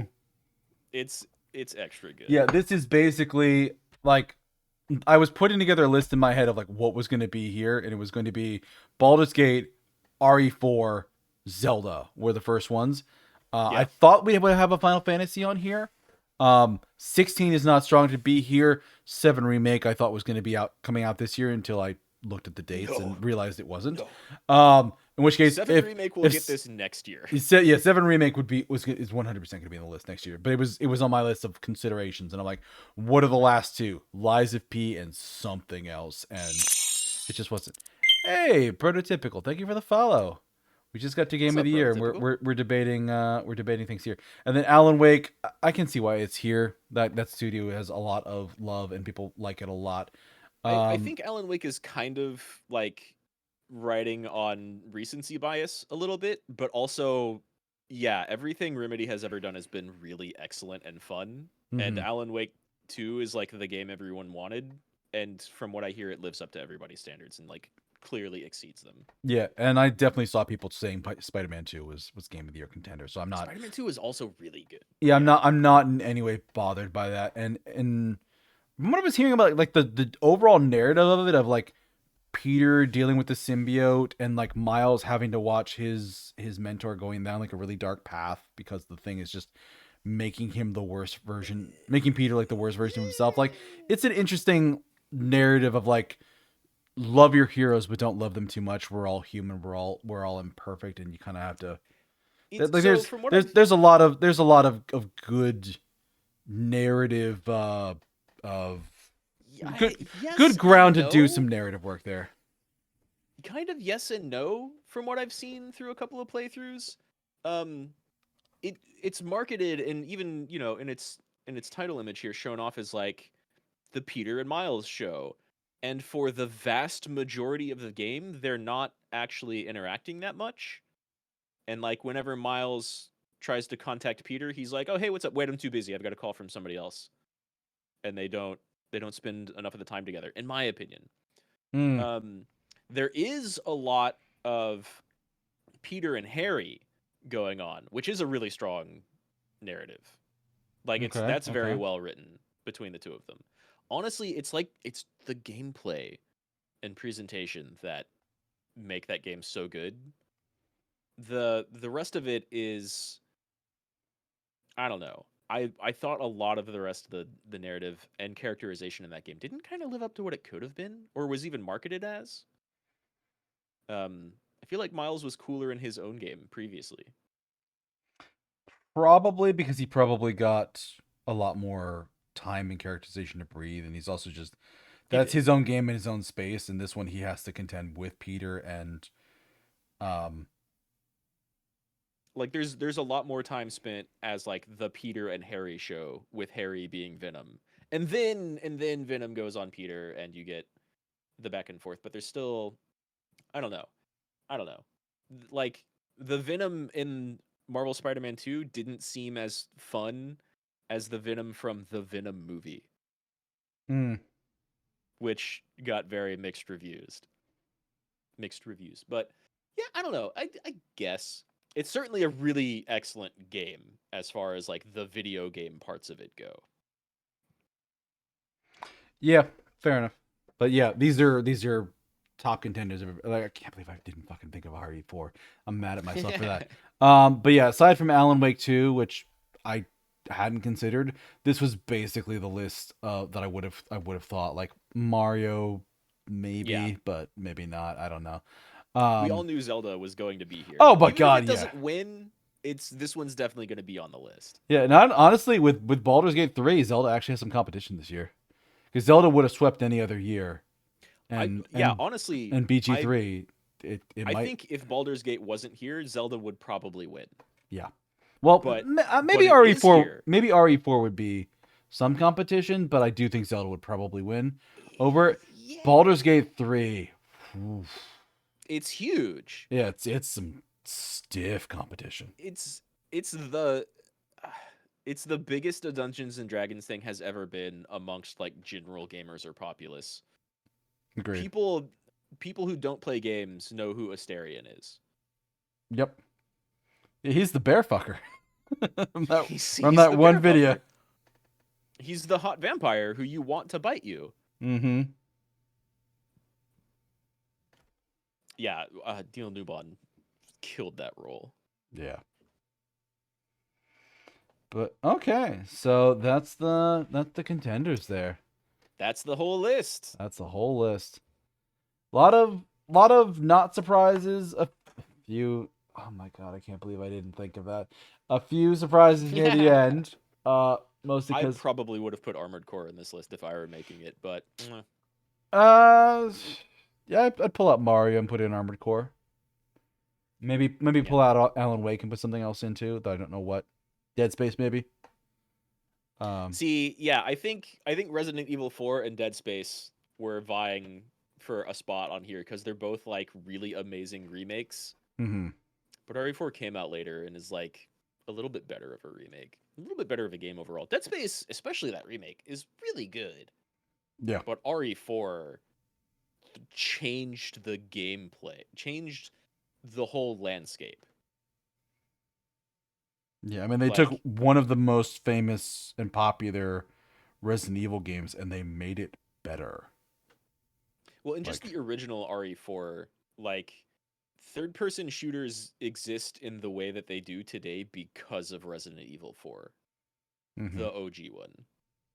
And that remake was immaculate. So, it's hard to compete with that. Yeah. But nice. Final thoughts. What about you, Rad? Any final thoughts on this list and these awards or anything like that? Honestly, not too much to add. I'm a little surprised FF16 isn't on Game of the Year. Because people really liked it for a time. It definitely had a lot of like valid criticism. Yeah, see, I think the reason why it's not on the list is the game is very political in what it tries to address, and it's very preachy at times. Even past the point where like I was already on board, like, yeah, Empire bad. We're gonna beat them up and save the slaves, and the game just kind of keeps beating a dead horse about that a few times. And I think that's every Final Fantasy game though. They're all every single Final Fantasy game ever since like after the first one, because the first one almost doesn't have a plot. Yeah, basically. Every single Final Fantasy game is Empire bad, industrialization bad. All of them. Yeah, it's just it's how much it throws that in your face, and it just does it over and over again. It goes to a lot of extra lengths, and I know at points I was tired of the game throwing that at me, and people with even less tolerance than me and less patience would have probably been sick of it too. And I think it probably lost some points for that. I think that's totally valid. I've seen people say kind of the opposite, in that like as soon as the game switches away from Game of Thrones and racism into Ultima as a big bad Final Fantasy villain, that's where it lost them, and they would have liked. Oh yeah, I agree with that. Yeah, the Game of Thrones and racism stuff going on. Oh yeah. That last act is terrible. Like the first, I think it's terrible, but it definitely like I think it's the weakest of the three, because you have the beginning act with Sid, and then you have the middle act, post Sid to, basically, like dealing with the Bahamut fight when you have it's the Annabella arc. You basically dealing with Annabella and all of her bullshit and all that stuff, and that's a solid. Like it's a little rough, but it's still solid. It's like the Hugo Annabella arc. Yeah. And that's a very good section. And then you have the Barnabas and Ultima arc, and it's not as good as the first two. Yeah, I mean they take the racism angle and then make it like Ultima doesn't see people as people, and that's like the racism in there, and it doesn't work quite as well. But I don't know. I still liked Ultima in that game. And Barnabas. Barnabas needed a lot more time though. I like his fight, not so much him. His fight is mechanically very interesting. Yeah, him as a narrative character, he starts off as the cool, calm, composed person, and then he just slowly starts hanging out with you more and more and getting more comfortable with you. And so he starts talking about his cool religion that he thinks you should join him on. And Right. he's just the longer Well, you're with him, and and all of that eventually happens very quickly, right? he goes Like, downhill very quickly when he just kind of realizes that you don't think his god is really great and stuff. he's a lot cooler when you don't know what's going on, and as soon as you see his whole thing is like mommy issues plus like I agree with Ultima that consciousness is a burden and we should go do away with it, and then that like turns out to be clearly a lie in the middle of his fight. That's a cool turning point in the middle of the fight, but as soon as you like at the instant you find out what's going on with Barnabas, he's less interesting. Yeah, because he's basically I still He could think have back had to more my character. way of I described him, of him being like a crypto bro who uses a lot of jargon from the space but doesn't understand what any of it means. And that is my Yeah, he doesn't. favorite way to describe him. He uses buzzwords, but he doesn't know them and he doesn't believe them. Yeah, he doesn't. Right, he doesn't actually believe in it. He's been convinced because he's Ultima's plaything, Basically, yeah. but otherwise, like during the fight with you, it turns out he doesn't believe them, even if he sticks by them in his death. Yeah, and actually, I thought honestly, I thought he had a very good death with like, you're just like, you Yeah. lost, and he's like, did I? Grabs your foot, feeds you his power. He's like, haha, This is actually what I wanted anyway. God wins, bitches, and he dies. It's just like, well, Yeah. shit, he had a point. Fuck. Damn, he does still kind of win, even though we killed him. Yeah. So that's actually one of the better parts of him. I thought was that Yeah. you beat him and you still lose. He still win. He beats you in every fight that you go up against him because in each fight he gets what he wants. In the first one he fucks with you and scares you off. The second one he fucks with you and scares you off. The third one you kill him and he feeds you his power and he wins anyways. So he's a weird villain. Yeah. Yeah. So I'm a little surprised FF16 is not in Game of the Year, but I get it. I thought there would be a Final Fantasy in Game of the Year this year. I would put it over Super Mario Wonder. Fair enough. Or probably even Tears of the Kingdom. But Tears of the Kingdom is really fucking strong. Yeah, I don't think there was anything that was going to stop Tears of the Kingdom from being on that Game of the Year list. I really don't. I think the ones you could pull would be Super Mario Wonder and Alan Wake, and yeah, putting Final Fantasy instead of Super Mario makes sense. Putting Dead Space instead of Alan Wake makes sense, even though Alan Wake is a strong contender. And people really think really replacing like it. RE4 with Dead Space is the only thing that makes sense. They're like the two super amazing remakes of old school games that everybody loves.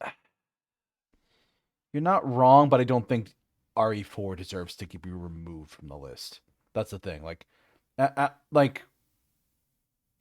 think Alan Wake has a smaller, louder. Compared to RE4, compared to Resident Evil, I think Alan Wake has a smaller community that loves it. But yeah, I think, like I said earlier, Alan Wake might be here because of recency bias. Yeah. Even if it's super extra good, which is what literally everyone is saying, it's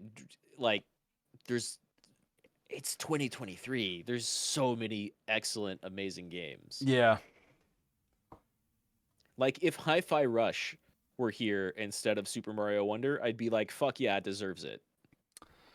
I'd be happy for it. I would vote for it. I don't know if I think it would deserve it. Excuse me. Well, I do think it would deserve it over Mario. Like just clear there. Right. Like Hi-Fi Rush and Armored Core were so strong. So strong. Mm-hmm. Yeah. Lies of P was also incredibly strong. It was on my list. I thought it would get here because it's just like, oh, we want Bloodborne for PC. We want Bloodborne for PC. You finally got Bloodborne for PC. Is it Game of the Year? No, we didn't like it that much. No. You motherfuckers! It's really good though, like the whole way through. Yeah, it is. It really doesn't quite have. Lies of P doesn't quite have the narrative and reveals and like world building that a Bloodborne or any other FromSoft Souls-like game has. They do a It's good way job, better though. than they Yeah. do a pretty good job telling their story. They do a really good job telling their story. And honestly, like, you beat Lies of P recently, right? Yeah. Yeah, I'm doing a second run through. You saw the post-credits scene, right? Oh, yeah. The post-credit Fucking scene. wow. Yeah. They pulled a Resident Evil where that sickly alchemist dude who's like, please, I need gold coin fruit to cure myself, was just lying to you the whole time. He pulls a fucking Wesker Mm-hmm. and is like, we've been watching this situation. We knew it was going down from the beginning. There's crazy other shit we don't even know about in the game going on. And then they give us a tease of what they're going to do next, and it's fucking Wizard of Oz. Yeah. And also, like, they're talking about, like, a new type of humanity and a new, like, this and new that. And it's just Right. like, oh, how many types do you have here? And I was actually talking with Malice a little bit, and she's just like, I'm kind of worried what they're going to do with the next game. I'm like, yeah, because it's different mechanics, and there's no way Dorothy would fight the same way that P would. And I bet you it'll still be a Souls-like. oh, yeah, it will. But she's just like, yeah, I'm just worried about the art tags. I'm like, oh, the art tags are already fucked. And she's just like, man, I don't want to see anything happen to my special puppet boy. I'm like, that's not why I think the art tags are fucked. We're gonna have Dorothy and the cowardly lion, and that's why the art tags are gonna be fucked. Oh, yeah. Yeah. Jesus. There's no way that's not gonna end up in those tags. She also looked like younger than she did in the Wizard of Oz movie at the end of that game. You It's really hard, only it's see really her. hard to tell. You only see her like feet and legs. Like I yeah, don't. you only see like calves and ankles, but I got the impression she was younger. I don't know. got like teenager, almost like a flapper. Like No, that's what I'm saying. I got like teenage vibes, as opposed to like 20-ish. I 20 to see her like 25 range. out of the two of them, I think probably like because she's just like she's walking across this top of the pipe, turns, looks something, claps her heels 3 times, and that's the whole scene. And it's not a lot to go off of. No, But they tell you what they're doing next, and that's it. And everybody was like, they should do Alice in Wonderland. But dude, Wizard of Oz is also a really strong choice. Oh yeah, oh yeah.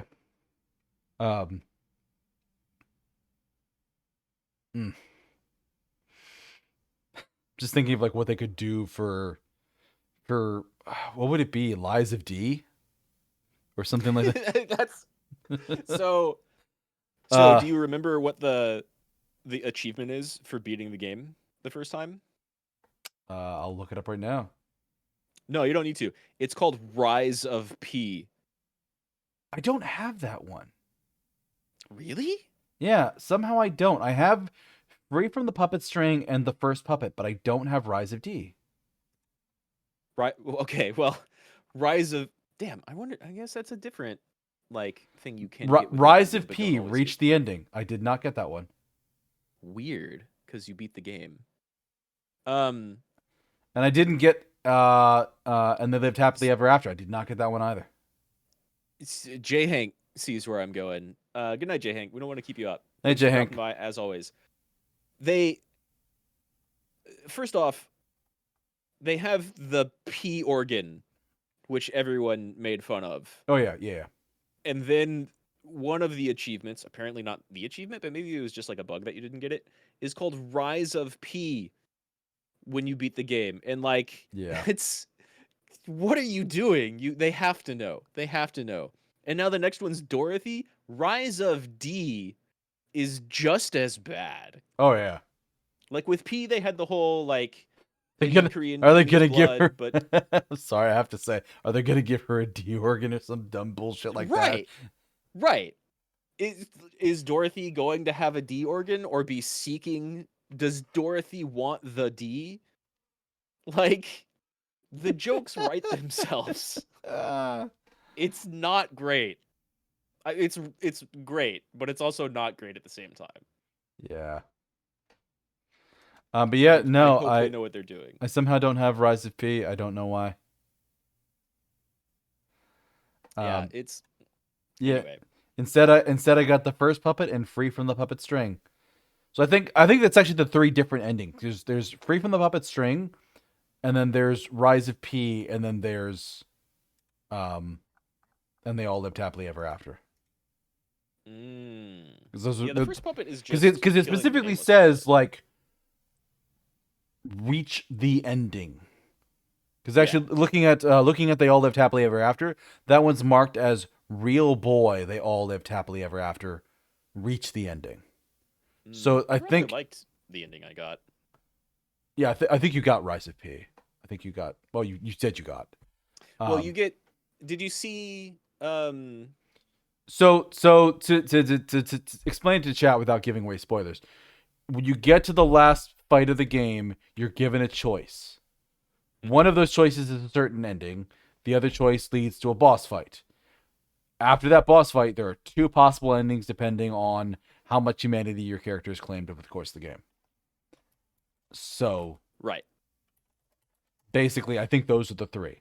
I got the ending for you have some humanity, but not enough to get Rise of P, and neither of us chose They All Lived Happily Ever After, which I think is a parody because you know what happens in that ending when you make the choice.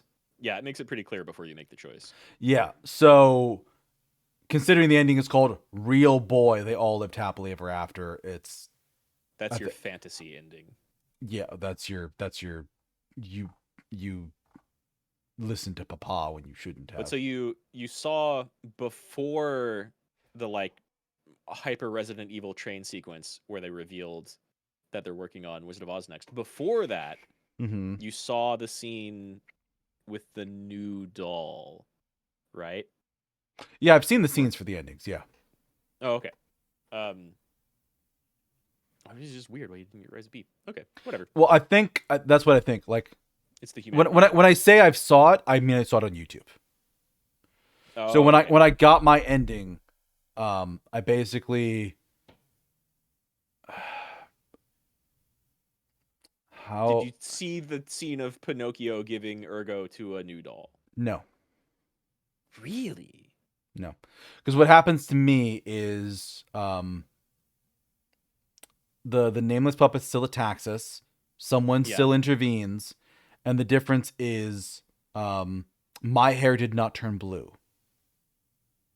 Was it white? No, it was still black, still black hair. Oh. And that's the thing. I did not change my hair color when I interacted with the blue fairy of the tower. And that's because my humanity wasn't high enough when I did the interaction. I think that's the big trigger, and that's the difference between the two. You have to have enough humanity when you get there. Because I did give her what she wanted, which is what I think you're about to ask me. So I did make that choice. But the big thing is when that person intervenes and saves me from the nameless puppet and we kill them, that the person who saves us looks up and is just like, you're just a puppet. Fuck you, basically, and dies. Versus really, I didn't know that could happen. Yeah, because in your ending, you have enough humanity. He's about to say it, and he looks up and he sees you crying, and he stops, and he doesn't curse you with his dying breath. Yeah, and that's the big difference. Like he talks to you more personally. That's the big difference. I didn't know there was that much variety. Yeah. Nice. Yeah, because I basically got the. Damn, he dies. So I think because I don't remember it too clearly. I think that scene happens with the interactions between me and that guy. And I think I walk to the edge of the terrace and the butterfly flies away, and then it goes right to the train scene. Okay. Because I did see the train scene. I'm gonna have to look those up. Because like I started the second playthrough, but then I just started playing Elden Ring again. Yeah, I caught you playing that a little bit before the collab started. Yeah. Yeah. Well, yeah. So Lies of P, super good. I'm a little surprised it's not here. Yeah. But maybe they could only have one recency bias game. Although I guess Mario Wonder also came out super recently. Yeah, I don't think Lies of P is recency bias because it came out in September.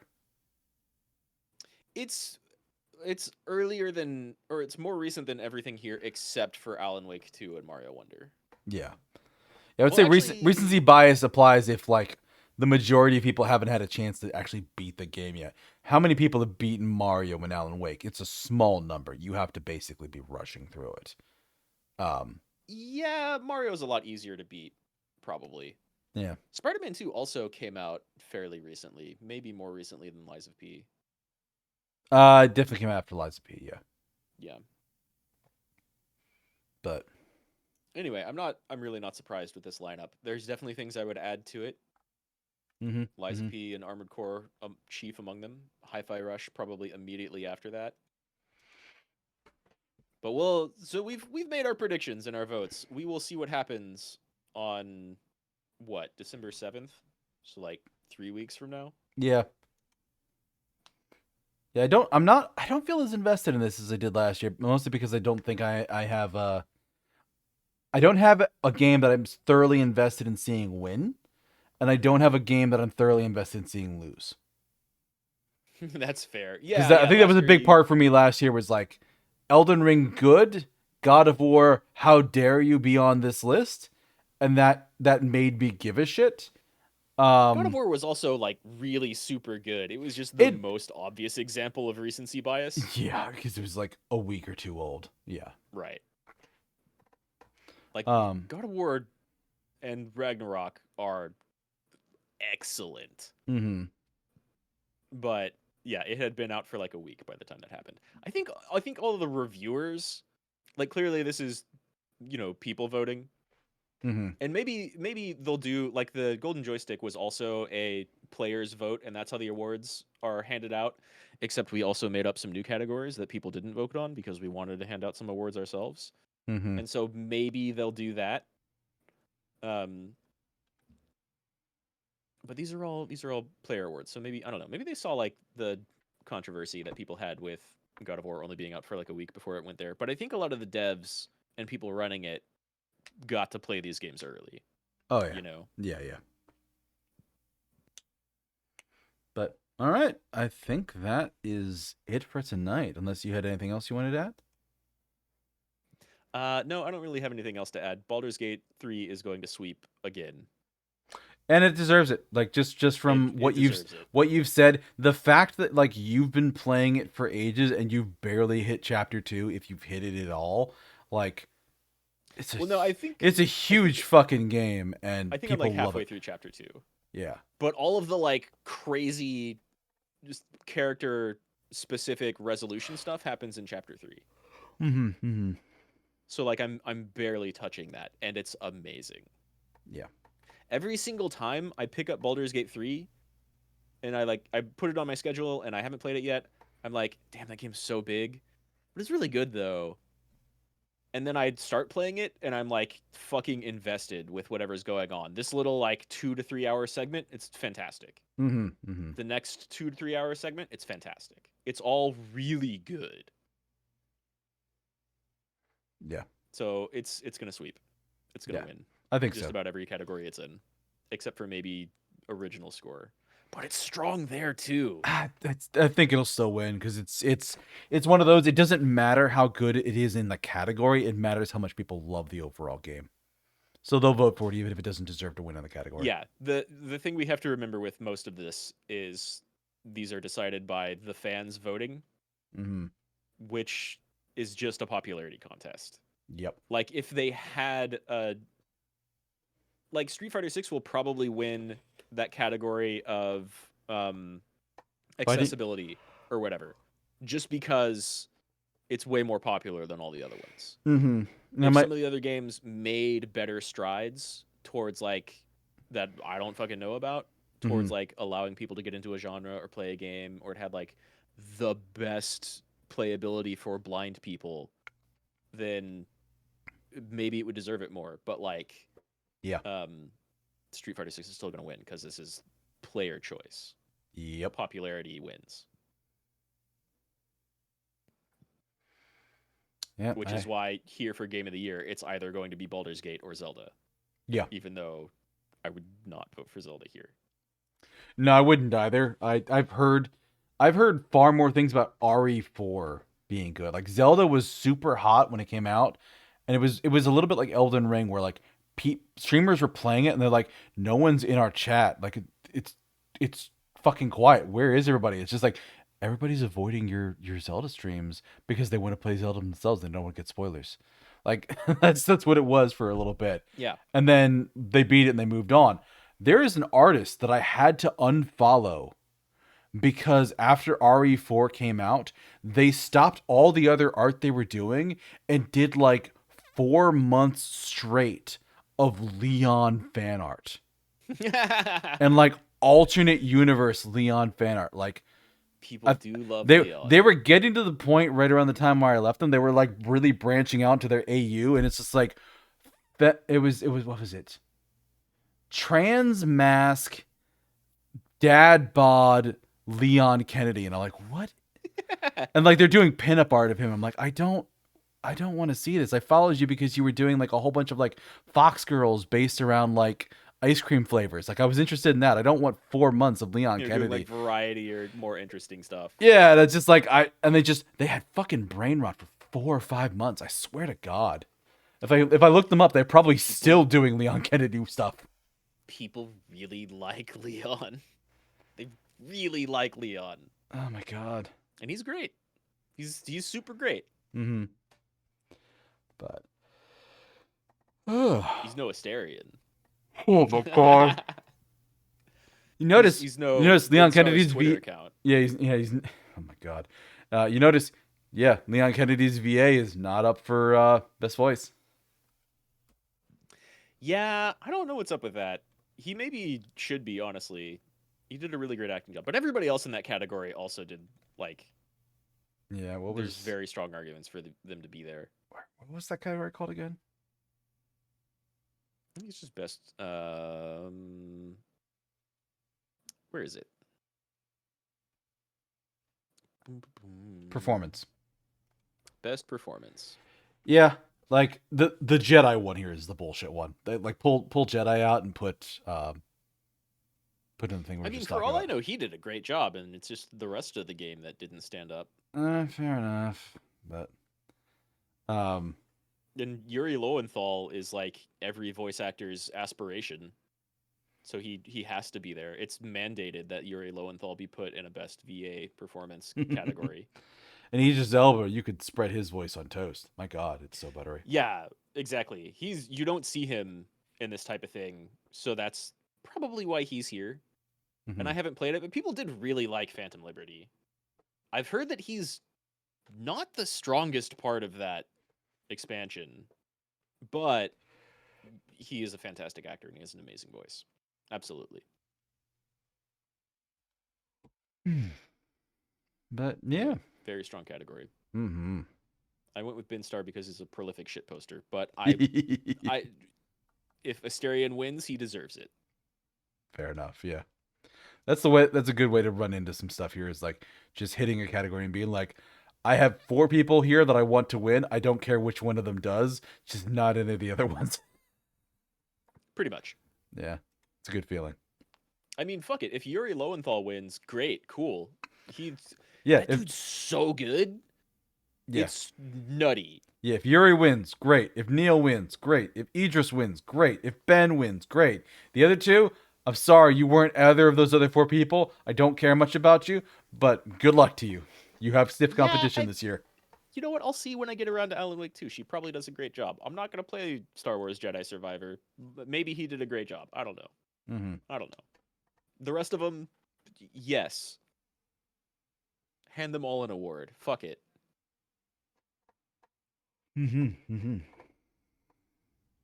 Anyway, what is your schedule like for the rest of the week to share with people so they can know when to stop by your streams?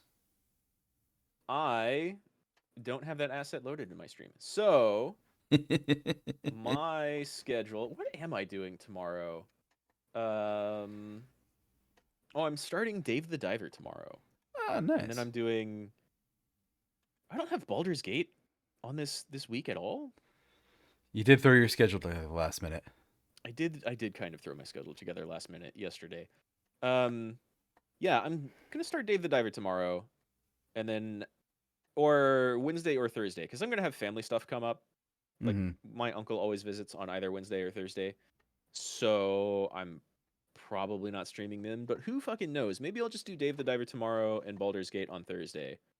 That and works. Friday, I'm continuing Alan Wake, and this Saturday, because I skipped it last weekend because I was exhausted. I'm going to be playing Little Nightmares 2, Nice. and we'll probably also beat that in a single stream. Yeah, I don't think those are very long games. No, the last one took me like 3.5 hours, and I've definitely seen people take like multiple streams for Little Nightmares 1 and 2, but uh my one viewer that I have who recommended them was like they're pretty short. If you're good at games at all, you'll beat them in one setting. Yeah. So I beat the first one in one setting.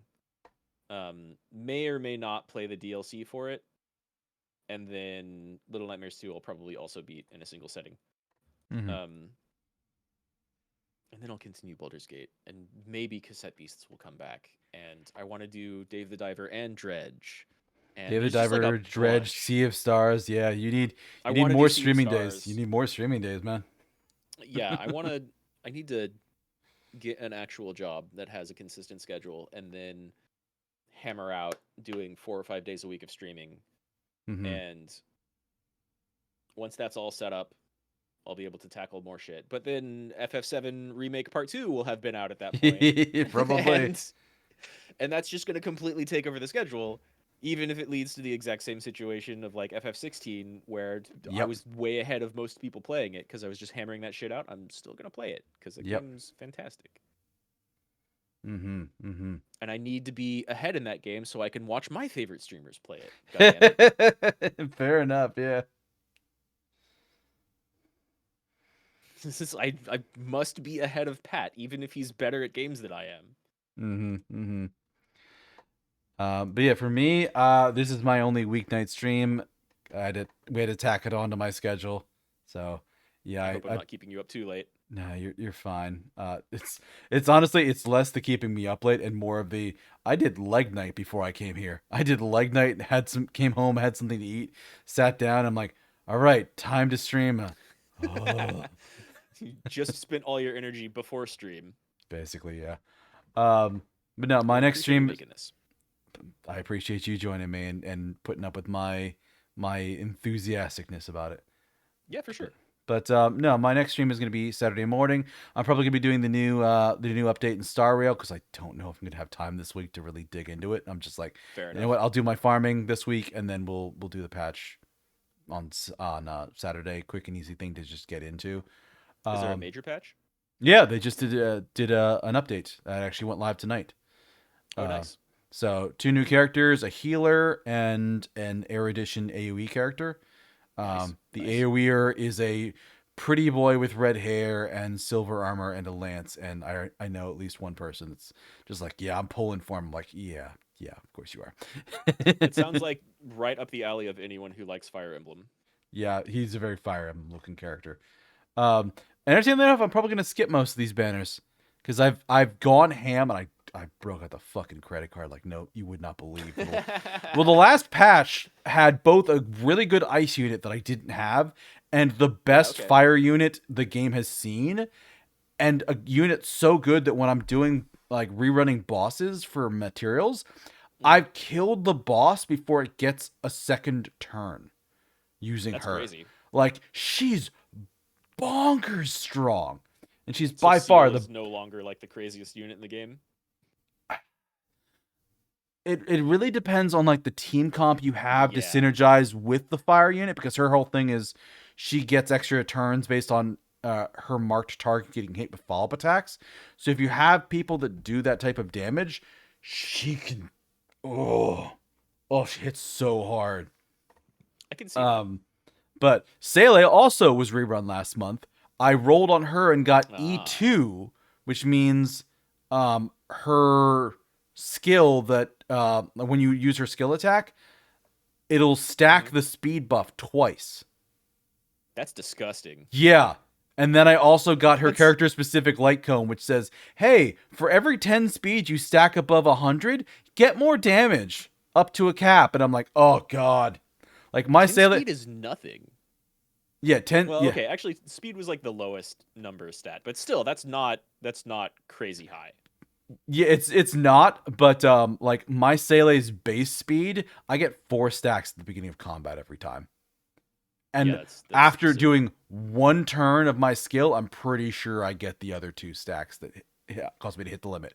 And it's like 6% damage on your basic attack and skill, 12% damage on your ultimate for like the basic version of her light cone. It's That's disgusting. significant. Yeah. For like the unupgraded version? For the level like for the basic version of you haven't superimposed it to get Right, upgrades. right. And I think the upgrades are only like pretty 1% per upgrade. It doesn't double from that's- 6 to 12. It's like 1% per, because it's That's just like fair. we can't give you any more. You're just going to be even more gross. Be happy with 65 and 18. It's fine. Yeah. Or whatever. Whatever, Yeah, that's whatever the numbers are. Yeah, both of them pretty good. both of them are a huge buff. And I've had a bunch of really good banners in a row that were expensive, so I'm probably skipping this month for the 2 banners because the healer doesn't impress me much, and then the erudition. Ironically, I'm tempted to pull on that erudition one, not because of him, but because there's a support character in the 4 stars that's on that one, and I'm like, that's a really good 4-star. I really ought to pull for that. Just don't break your bank. I'm trying. I got money in the bank. I'm fine for that. But I do need to be a bit more careful and rein it in a bit more. But For sure. we already got announcements for the one after this, and one of those is another hunt character. Okay. Another like Sele type character, and I'm interested in who they are because that's another like light element imagination damage character. Have they added Robot Dude to the game as a party character yet? No, he's on the list though. He's gonna be a 4-star of all things. Really? You'd figure. I remember who the other one is. It's another one of the Genius Society people. So there's Herta, Robot Guy. There's another guy, and then there's like Rai Mei, I think is her name or something like that. She's the other 5-star for the next patch. She's a support character. Okay. So it's her as support, and then it's a character. I think his name is like literally just like Dr. Imaginary or some weird goofy name like that. But he's a hunt character that deals imaginary damage. And I'm like, Don Hung in Baibaru Lunai was great, but he's really demanding of skill points. I'm hoping this new one is more skill point efficient, and it's just going to be a better character because of it. For sure. But cool. You're doing that Saturday? Doing that Saturday, and then Sunday I'm going to be doing more Lies of P because I want to keep up with that. I was going to start a tactics game this past week, and then I'm just like, but I want to play more Lies of P. I just want to do that. It's really good. Yeah, like I did my run through with Motivity for the first time, and I had a really good time. And then you and Malice were running technique builds, and I'm like, you know what? I wonder if I can run this as technique. And it's funny, I'm not using technique weapons at all. I'm just like, oh, this fucking fire knife. This is great. This is really good for the carcasses. Type advantage is broken as fuck in this game. The type advantage is really strong. Yeah. I saw someone take down Laxasia after like 2 or 3 runs because of type advantage, just like completely clowning on her first phase. Dude, I one-shot her. I wish I'd recorded it. That's fucking crazy to me.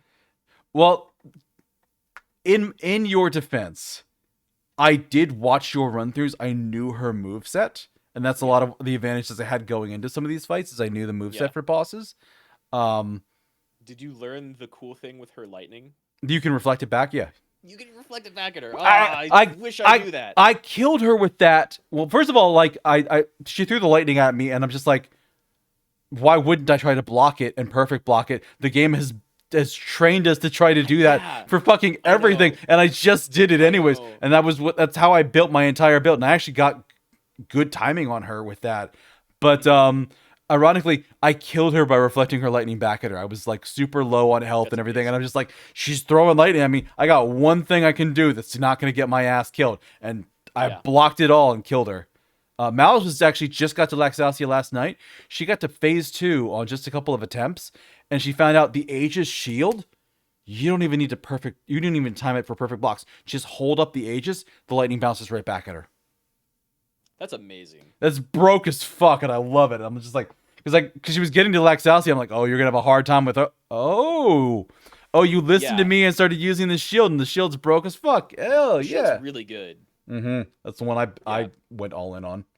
Yeah, I think I also upgraded it all the way. No, I upgraded the firearm, which I didn't end up using very much at all near the end. I did But the shield and the pile bunker on my first playthrough, and then a little bit into the lightning arm, and I finished off the lightning arm now, and I'm going into by pile bunker, do you mean the mine layer arm? yeah, that one. I wish that were actually a pile bunker so bad. Oh my god, yeah. Like a melee weapon. What's up, Gregorius? Hey, Gregorius. Yeah, I mean, if Neil wins this category, he deserves it. Absolutely. But yeah, no, I'm gonna be. I want to keep up with Liza B because I'm still enjoying it. What's It's so funny? good. What's funny is I keep having to change my save file because I'm playing through my own New Game Plus on my character, and then switching to the tech build for stream. So I have to keep like loading between the two save files. That's kind of literally what I did. Like, I started New Game Plus and got a little bit of the way through it because I did that final stream and like reached the end within 30 minutes. Yeah. And then off stream, I started a Motivity build just because I kind of want to play that. But then I went back to Elden Ring. Yeah. Honestly, one thing I would like to do after I do this one on stream, I might do an advanced build run of just seeing. Yeah. Okay, I know the electric club is amazing early game. I know the fire knife is putting in the work. What happens when I go all in on my elemental damage, and how bonkers and easy is the game going to be? Like, I think it'll be fun. I think it'll be a lot of fun. You missed the vote. I mean, I voted before stream, but then Deus and I were talking about the whole way through how he's gonna vote and just like every different category. But you can still place your vote. I think like up to December 6th or 7th or whenever votes cut off. The show's only on the 7th of next month, so you got time. Yeah, still got like 2-3 weeks, 3-4 weeks, maybe something like that. I don't know. I think it's like 3 weeks. What is time other than soup? It's like a chowder these days. I don't fucking know. Especially around the holidays. You have almost 4 weeks before the show. Yeah. But yeah, I think I am gonna call. Yeah, you're yawning. We need to tap this out here. Yeah. But yeah. Done it nice.